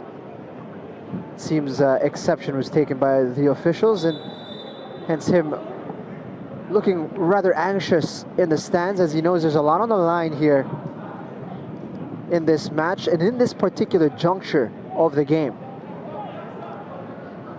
And Stefan Schrock did join Stallion mid-season in that previous edition of the PFL. By my math here, hard to believe he only scored once, but boy, he did put in that dirty work, getting the ball and creating so many chances here and there. Sometimes you see coaches take a bit of a conservative approach with how they space out their substitutions. For Coach Ernie Nieres, he's being bold here. It is a quadruple change for his side. He's bringing on Ricky Sendra, Farias, Macmillan, and Libre into this. He's taken off Chamgoe, Beaton, and Diallo is being removed. Number 6. Of course, Kalukaran has already made way, so quite a change we're seeing here. I mean, yes, they were doing well, right? Just bouncing off what we've been mentioning earlier. Pero kulang pa. There's still more that could be seen. Hence, they're controlling the game by getting more attacking options, but they don't have the scoreboard to show for it. Charlie Beaton making way for Libre. Macmillan's going to take JV Kalukaran's spot. Ricardo Sendra is taking the place of Chamgoe. And Farias moves it just in front of the defense, which means it seems as if MJ Libre is going to get pushed up a little bit further. Interesting little change here for Stallion Laguna, and they've got 30 minutes and more to see it play out. Paulos, we thought he got the blow by Nieras. Not the case. Abu C. Kasama din yan sa mga adjustments dito para sa Stallion is si Matthew Nieras na nasa left back ngayon. Matt starting out on right back again, as we've mentioned, and with him adjusting now, he plays it to Kedman. That battle between Kedman and Amirul will continue. A little bit of a shake and bake. Running into each other also at the moment. Kedman dancing. Amirul proving a good partner there. Any other person would have hit the pitch. First touches from Ricky Sendra. Ricky Sendra, one of the Argentinians in this lineup of Coach Ernie, the other being Papi Ivanovsky. And Ken Pride gets this to Villarreal. Player who runs on pure passion, Ricky Sendra. This one long, Kamis couldn't get it. If we mentioned Argentinians for Stallion, there's the Australians for Coach Glenn and Cebu. Bebe Lemoran and Kai Hawkinson, shown on your screen.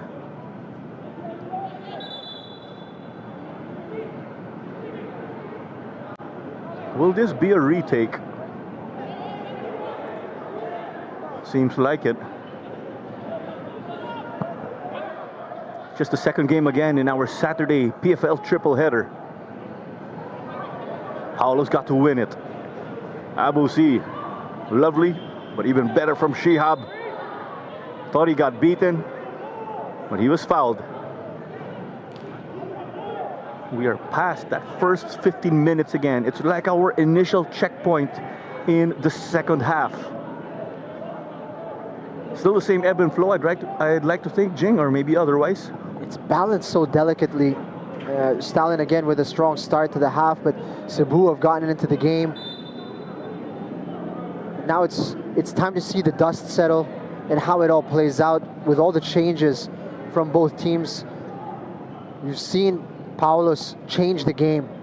Para sa Cebu, his physicality, his ability to carry the ball has created a different dynamic sa kanilang atake. And meanwhile, for Stallion, they've created their adjustments now. And one of them has to be more physical with Paulos, and Matthew Nieres is trying to do that. Clara Manzano here alongside Jing Ham Lang. Thank you again for joining us. You're catching the stream on the Facebook and YouTube pages of the Philippines Football League. Also follow us on TikTok _WeArePFL _. Yes, that is correct. And it's a corner again. Second corner for Stallion, the team in black and pink in this second half. Fourth overall by my math.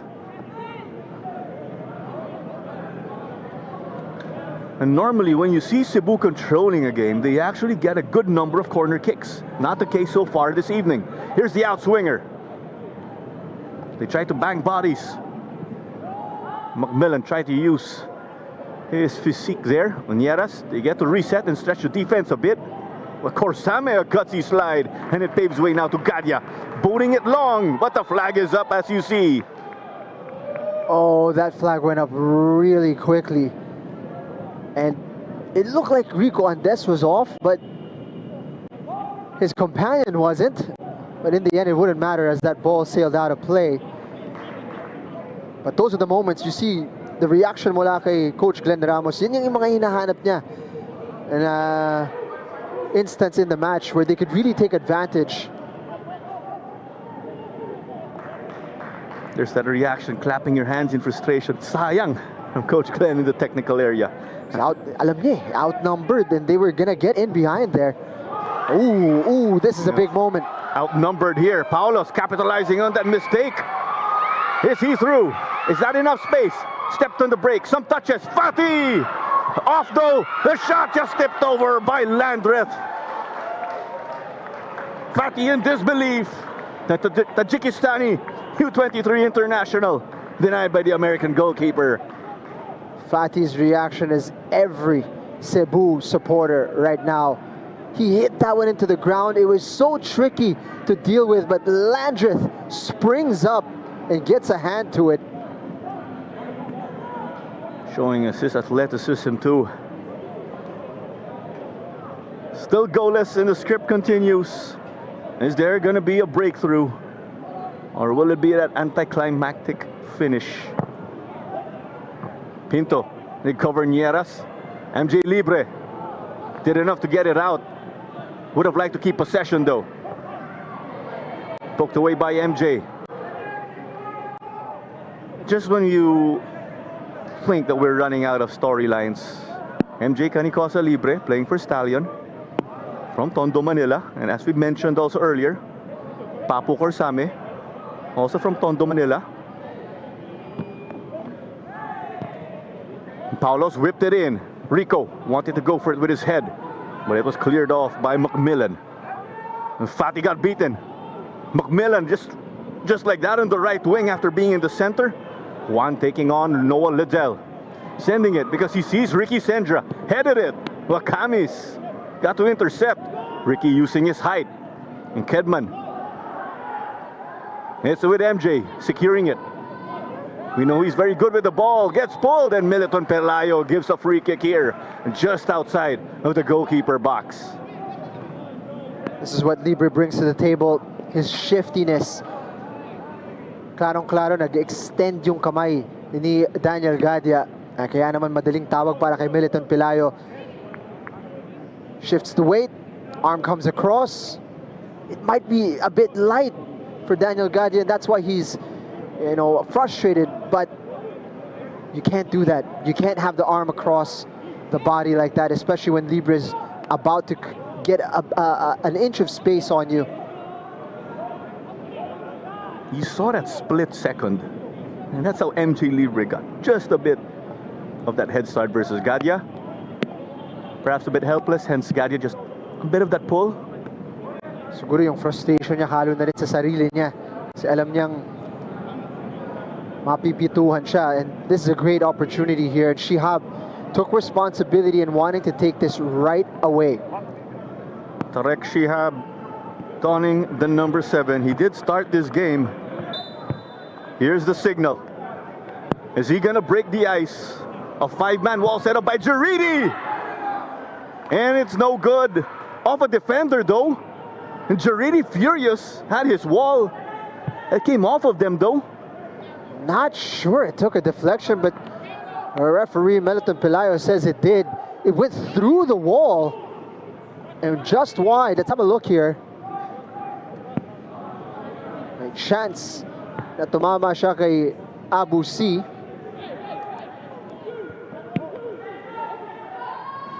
Whipped in by one. Went for the back post. And it was off now of Kami's. Corner on the other side now. And Tarek Shihab, the man who took that free kick earlier, a citizen of Yemen and England. It is a throw-in rather, not a corner kick.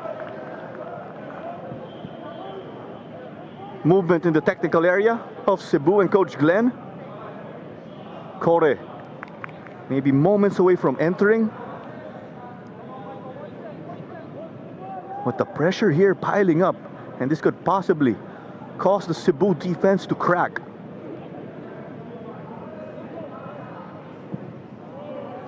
You can feel the sense of urgency mula sa Stallion. Muntika na silang maskoran, and that really has pushed them into action here. Liddell over to Jaridi. Had to boot it long. Didn't get to reach Rico or Villarreal. Fati! There was a pull though. Virtually through on goal. But there was the desperate stop. But I think Cebu want that denial of an obvious goal-scoring opportunity. Incredible tackle from Macmillan. He's raced from the center circle to make that tackle. Ken Pride missed out on his duel. They needed to be another person to step in, and Macmillan making sure that Fati went challenged. Akala ni Fati nag-iisa na lang siya. And Macmillan just swooping in, showing us that heart, showing us that hustle. As Victor Luis and Kore will step in for Abu C and Anderson Pinto. Victor Luis did start that last game, and before jumping ship to Cebu, he did play for the Aguilas. Here's a look there. There was that pull. And then the last-ditch stop. It's understandable, though, that you let the play continue because he's bearing down on goal there. You wonder if he could bring it back and have some extra action on Ken Pride, but perhaps the pull wasn't enough. But Fati, ilang beses na siya nakapasok sa lugar na kung saan may chance na siyang makascore. Too close for comfort in the perspective of Stallion, but Cebu, or if you are Cebu, you want more of those opportunities. As it was off of Kedman, and it will go the way of Kajamirul. It's really started to open up here, Claro. Anybody's ball game. Perhaps you could expect Amirul to take this long. He is known for that. Sendra. Second ball to Libre. Flicked it here to Shihab. Triple teamed. Goes to MJ Libre. Taking on Papu. The fall. Oh, that was a decision to make. And no whistle given by Meliton Pelayo. The Kababayans there, Papu and MJ Libre going for it. Victor Luis secures. No call there. Stallion pleaded for a penalty. You could argue there was a pull there. You could argue there was a pull. Let's get the community talking maybe later on with a replay. As it's under right now. Farias, the Brazilian. MJ boot this one. A switch to Ricky Sendra. Sendra versus the much younger Amirul. Over to one. Papu just soaring over. Libre! No good here. Corner kick though. You could feel yung gigil, the excitement, the intensity from MJ. So a little exchange between Corsame and Libre there. They're having a word with one another. He's added a different dynamic to this game. Let's have a look in this quad vision replay, courtesy of Upstream Sports. Makikita natin lahat ng angulo ng insidente na to with MJ Libre, no? He moves, the arm comes in for the tug, but it's not enough. It's almost like MJ is already going down. So perhaps a little too easy was MJ Libre in that instance. Siguro kung nagkaroon ng drag, hinayaan niya pang tumakbo pa siya ng konti, hinayaan niya makita ng referee na bumabagal siya dahil sa hatak, baka nakakuha siya sana ng pito. Paulos to Fati. This is all started by Gadia in the midfield as there was that stop from Farias.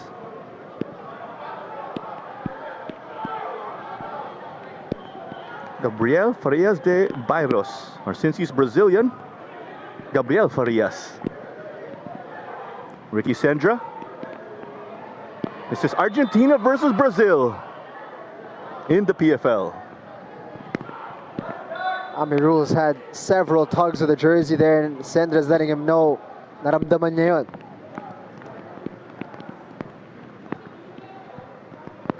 And Mountney will check in also. Dean Mountney, who is from the Netherlands and England. And off is Kedman, who's had a great game today. I would say Kedman really provided a spark on the left side. Great work rate, great physicality. But perhaps it's just about fresh legs at this time. Libre winning at versus Papu. Isang batalong tondo dyan sa flank ng laban natin dito, and it's really quite a contest between the two.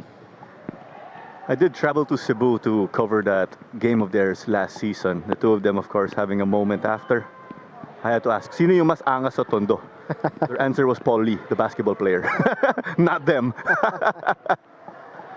One shifted to the left wing. Played it. Liddell once more with his fantastic read. Cleared off. Got clipped by MJ.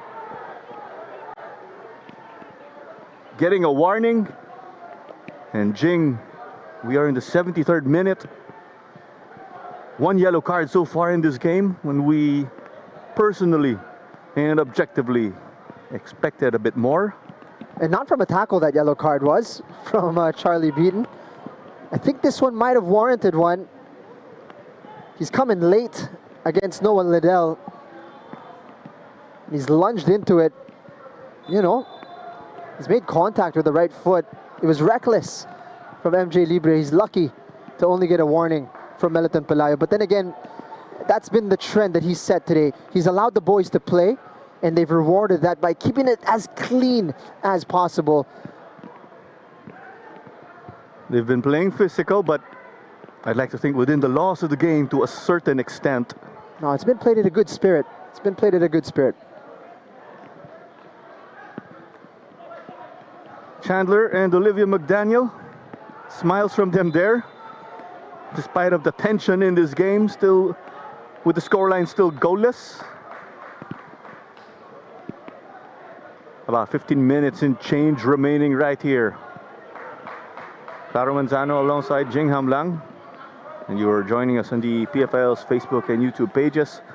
Also follow us on the likes of TikTok, _ we are PFL with an underscore right at the end. As this was off of MJ, I think. No, corner kick. It's got to be about 6 or 7 corner kicks already. By my quick count. Corsame, not sure he was forced into a clearance to push that out for a corner kick. But he wasn't sure what was around him, so had to deal with the danger. But these corner kicks, as you mentioned, Claro, really piling up for Stallion. Pressure on Stallion to score given all the attacking opportunities. Pressure on Cebu to hold on given all the stress on their back line. This bounces a number of times. And it was cleared off desperately by Rico Andes, who is a bit slow to get up. Off of Victor Luis. He got to beat his compatriot from Brazil. Options left and right now. And it's Gadia. But the recovery from Macmillan. Shoots! Shy of the top corner though. It's a real disappointment for Cebu. 3-on-1 on that break. Maintindihan mo yung frustration ni Coach Glenn Ramos. Nag-iisa si Matthew Nieras. He's backpedaling. He's all alone. There's Paulus on the right side. There's Gadia on the left. And it just slows down here. They still get an attempt, but the way it was shaping up, it shouldn't have been a shot from outside the box. Perhaps an extra pass, I'd like to think. Kudos as well to Matthew Nieras. This came off the corner flag and is still in. Shihab. And cleared off by Cebu. Stallion really need to be careful about these moments. It wasn't the first time that they've been caught out in such a manner. Cebu getting lifelines or making a living off of those counterattacks or transitions. Farias. Probing runs from Gadia. Oh, that touch from MJ. Ricky Sendra. Juan. Nieras being cautious also at the back. Juan. Did get to find Shihab. Takes it with his left. Took a number of bounces and seemed offline. That's why it will be a goal kick for Jaridi. Coach Ernie Nieras really is chasing this victory. He wants all 3 points, and you can see it in the way his team is set up. Is it risky? Well, we're seeing yes. There is an element of risk involved in the number of bodies that he's throwing forward. But from a spectator's point of view, we're not complaining. We are enjoying this one. I'm feeling the tension. And we're just here in the grandstand. Oh, this is edge of your seat We stuff. love it. Claro. Despite a 0-0 scoreline, nakikita talaga natin this game has the potential to shift on its head at any moment. And with thrilling action like this, quality football, this is what the PFL is all about. Luis, off of Ricky Sendra though. Kajamirul got it, but there is a whistle right here. I think it was against Victor Luis though, the Brazilian. Getting Sendra fired up. It's not the guy you want to be fuming on the pitch. He's a guy that really does feed off of that energy. He's serving now. Ricky came off of Camis though, I think. Juan to Matt. Playing it back. Things looking dangerous there with Rico Andes. Macmillan over to Pride.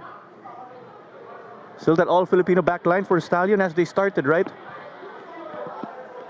Sendra versus Gadia. They're stringing passes, but in the midfield. As now they get forward. Macmillan to Shihab. Matt Nieras, a bit central. Ricky Sendra. Getting it here. Majority on the same wavelength as his back line and volleys it to trigger a foot race.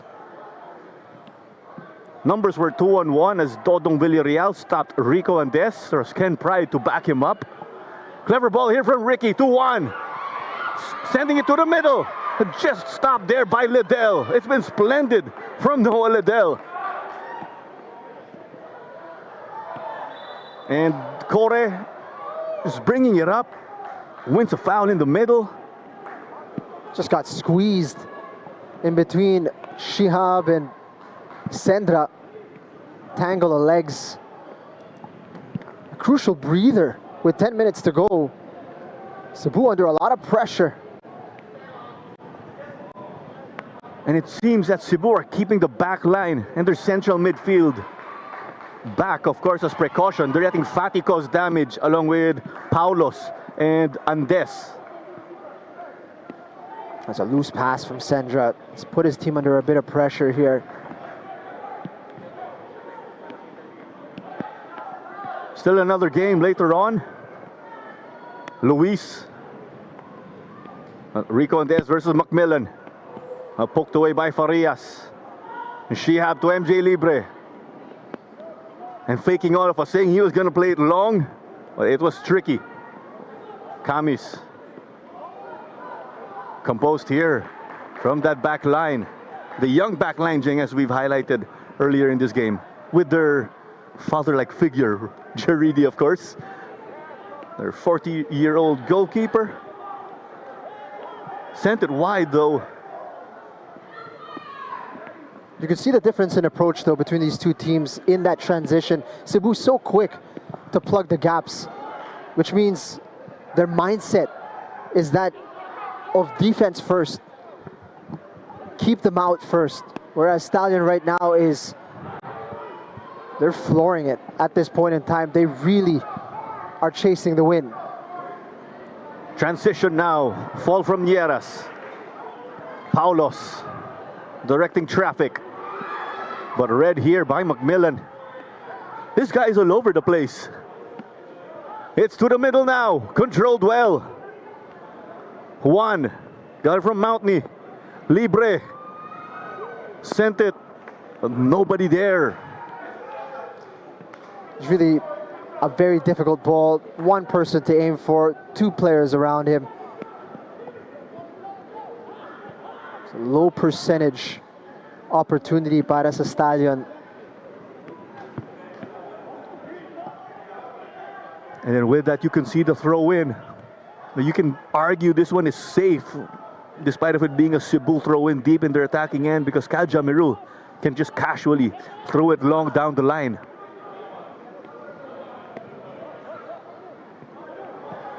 No, the missed touch from Nieras.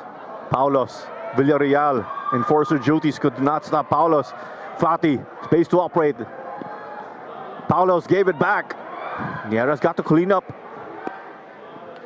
Canicosa Libre. Got it back from Farias. Juan. Showing us that footwork. Ricky Sendra. And you see how Galiana Trujillo has really stepped up when it comes to leading this attack for Stallion. But they need that goal to show again. If you're one, you want to replicate your performance last game because you came away with an assist and did get to set up that goal last time around in their opener versus Manila Digger. It's been a real steady force in this match. He's had the best chances as well for Stallion. But you have to commend the addition of MJ Libre has added an element of chaos in this game in the best way for Stallion. He is a baller. Maybe Cebu saying, hindi pwede malibre si MJ Libre. Throw in. Ang problema, kahit di siya libre, gumagawa siya ng sarili niyang oportunidad. He has the capability to manufacture the space. It was his birthday actually just a few days ago. As things get heated now, we kind of expected it. Quite surprised it's taken this long. Ngayon lang, pati yung yellow card kanina, di ba? Not that we want it, but we're aware of what can happen with the history of these teams. Just so passionate. Karsame Jr. getting involved in a bit of a exchange of words with Shihab. It will be the throw in. I thought there was a whistle for the moment. Not the case though. But here's that cross. Off of Liddell again. Nieras, Tumalsik. Paulo's bringing it up. A fall right here. Farias. But there was a whistle, I believe. Papu and Shihab. Arms flying. Matt Niera's back on his feet and it's okay. Nah, it's a bit unfortunate that they blew the whistle because it seemed like... Hold on, Jing. 2-on-1. Shihab has taken on the entire team here. I told you the Bruce brothers of the U23 national team, right? Mess with Kaj, no one's gonna be there. You gotta love it. If Valenzuela and Rosquillo were on the pitch, hey, that's 4-on-1. You don't want to take those young guns. This is exactly what we expected from this game, though. These boys will accept no nonsense from the opposite side. They're gonna stand their ground and, compete to the best of their ability. And then maybe when they're heated, both sides speaking in their respective local languages. Wala sila naintindihan sa isa't isa, pero nagkakaintindihan sila. Oo, pero hindi. The Pinoy boys may be speaking in Filipino. Shihab perhaps speaking in Yemeni, or baka naintindihan given he has English citizenship too. I'll have a word with him to check on what's his first language. Regardless, though, we're loving the intensity from the players. 3 minutes remaining until we will get additional time. It's still Stallion Laguna carrying on with the initiative. Cebu trying to pounce on counters from time to time. Dangerous as ever too. As Papu Corsama with that hard-nosed stop. Ricky Senja not happy with that. Nagsorry kagad si Papu. Amerul versus Matt Nieras. And things getting heated. I was just about to say that Camis and Juan were there. There's yellow card number 2 of the evening. Yellow card number 3. Still, the pushing carries on. Mountney too, having a word with Paulos.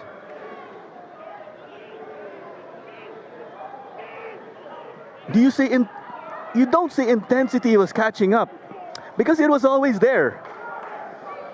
No, but this is it. The emotions are high, stakes are very high, but it hasn't boiled over just yet. You appreciate that level of restraint still being exercised by the players. Little pushing and shoving, yes, but it comes with the territory. And what you can say is that, you have your captain who's not backing down in Matthew Nieras. We all know this. But Amirul, young man, 21, showing that kind of personality, you have to appreciate it, and it's going to be a long season. Claro, we've got 3 rounds to enjoy, and these are basically just the opening exchanges, the opening chapters that will add the layers of context to further these rivalries and further these, how should you say, the intricacies between these teams and players. He's adding another chapter, of course, to another story. And just like that, Paulos sends it from the midfield. Reverse header on target. We didn't see that as much of a danger, especially with the safe hands of Landreth. Juan booting it. Mountney versus Gadia. Got to send it ahead. You do not want to do it with Daniel Gadia and his core control there. 5 minutes of additional time as Rodney Leble, our 4th official, confirmed. Desperation time. Time for them, I presume, to throw everything forward. Todong Villarreal skying for that. Climbing a ladder. Matt getting it. Ricky Sendra. Canicosa Libre now on the left. Earlier, he was on the other side. Cut it back. But gave it to one opponent. 5 minutes to make a difference. Will there be a breakthrough? Oh, a collision here.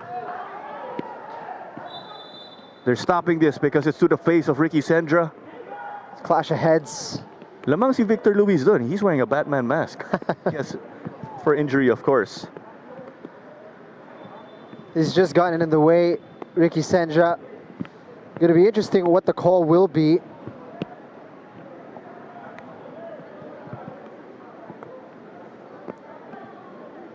But A foul against Stallion, I think. not a lot of time to separate the two teams.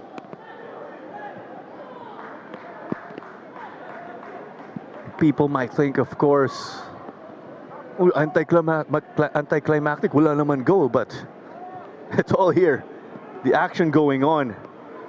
I've seen games with 11, 13 goals that were far less in entertainment value than what we're seeing here in this scoreless encounter. This is a game with everything that you want to see. A duel. A real competitive affair, intensity, quality, aggression, technique. It carried on as a drop ball because it was with Ken Pride when Meliton Pelayo stopped the game to check on Ricky Sendra. Stallion protesting a non-call. Cebu taking this. Dodong cleaning up the garbage at the back. He takes pride in that, doing the dirty work. And he's been very effective tonight.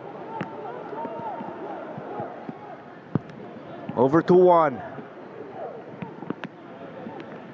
Farias. Shiab got it to 1. Here was the cross. And Libre just got it on the left. Contra Amirul. A shake and bake. The stop and pop. But Victor Luis getting himself right in the middle of that. About 2 minutes remaining until we hit the 5th minute. Amirul ran out of space. Fantastic defending for Amirul.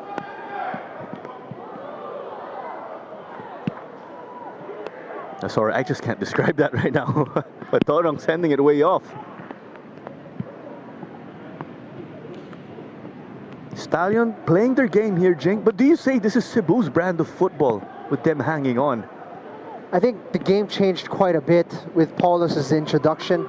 Really added a different dynamic to Cebu. Has allowed them to make this more of an end-to-end game rather than one-way, a bit more one-way traffic like we saw in the first half. They've done well to open up the match and kind of expose the areas where Stallion might be lacking, particularly in transition. They've certainly made it a lot more competitive. But whether or not it's a more Cebu style of play, I think Stallion have obliged in wanting to play this way. They feel, sige, sabayan tayo. Pag ako mag-connect, you're gonna go down. Basically, right? If that was a boxing analogy. They feel like they're gonna be more potent going forward. But right now, nothing can separate the two teams, regardless of the change in the difference in their approach. We're about to hit the 5th minute already. What it seems, Cebu are going to make a sub by putting in Ball Tong.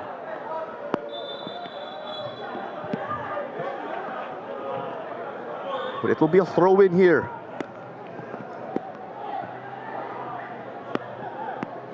On the verge of the full-time whistle. No breakthrough goal. But it was feisty. Farias. Caliana Trujillo. Ledel. Fati. Just slowing down a bit now. And Paulos. Still getting it, despite of the pressure. It's over to Rico Andes now. And just like that, against all odds, Rico Andes just at the death. It was Stallion dictating for 95 minutes, 40 seconds past the allotted time here.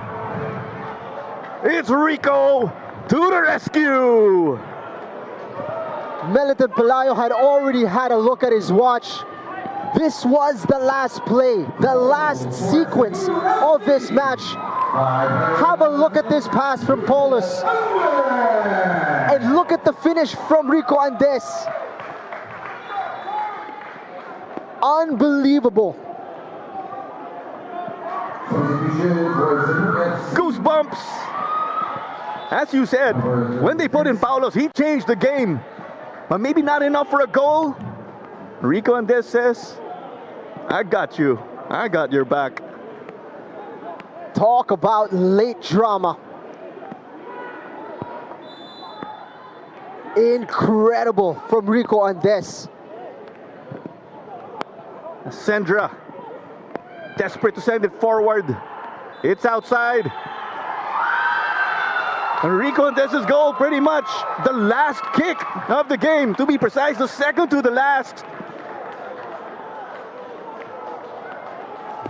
My, oh my. And he snatched this match from the hands of Stallion Laguna. Di pa tapos ang laro, Jing. May mga yellow card tayo right after the full-time whistle. Cebu FC 1 and Stallion Laguna FC 0. Just wow. Our winners for this match, Cebu FC. It was pretty much, you could say, 99% done for Stallion. Couldn't put the chances away.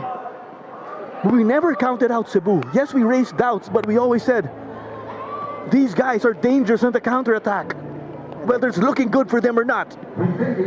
Proved it at the very end, Claro. Ibang klaseng late drama ang nakita natin tonight. And that's back-to-back games where Stallion Laguna have suffered from a very late goal. One to take away their win against Manila Digger, and this one to take away even a single point from the match. Napakasakit. You see the highlights right here, but just talking about that, they could have racked up 6 points in 2 games. But just with those fine margins, it's 1 point in 2 games. Wow. When you put it that way, napakasakit. But what a goal. Paulus just drifting, strolling, and setting Rico Andes free. And look at that. Might have taken a deflection actually. But nonetheless, Rico Andes, the composure and the engine, being that solo man up front, he's had to work so hard, and in the very end, to have that little left in the gas tank to finish off that move. Rico Andes, take a bow, sir. There you go, of course. 1-0 is the score in favor of Cebu FC over Stallion Laguna. Rico Andes, the breakthrough at the death. Alongside Jingham Lang, this was Clara Manzano bringing you the action right here on the PFL's YouTube and Facebook pages. And we'll catch you in the next game. Don't you forget, we still have another matchup, Manila Digger and Maharlika Taguig. But we will sign off from this one. Cebu again taking that dramatic win. But it's goodbye for now.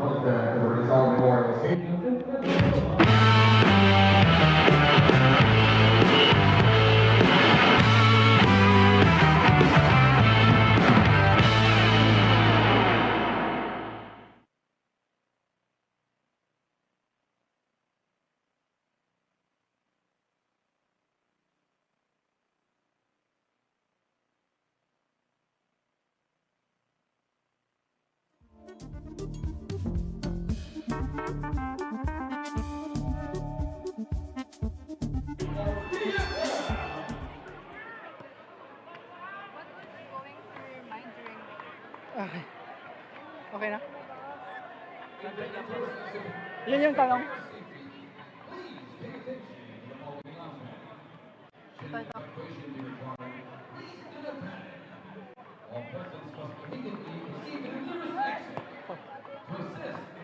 special assistance, please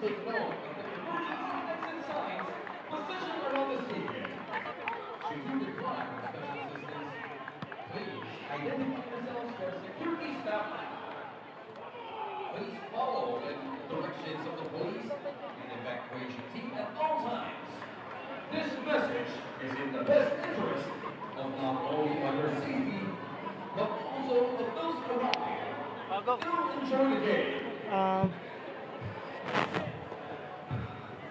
What we think during our game is it's just that we need to bounce back after our loss against One Taguig, and today we did it. And this is a very good morale, a high morale for us, for the team, for the Cebu Football Club, that we are going to our game in Vietnam in Shopee Cup. For the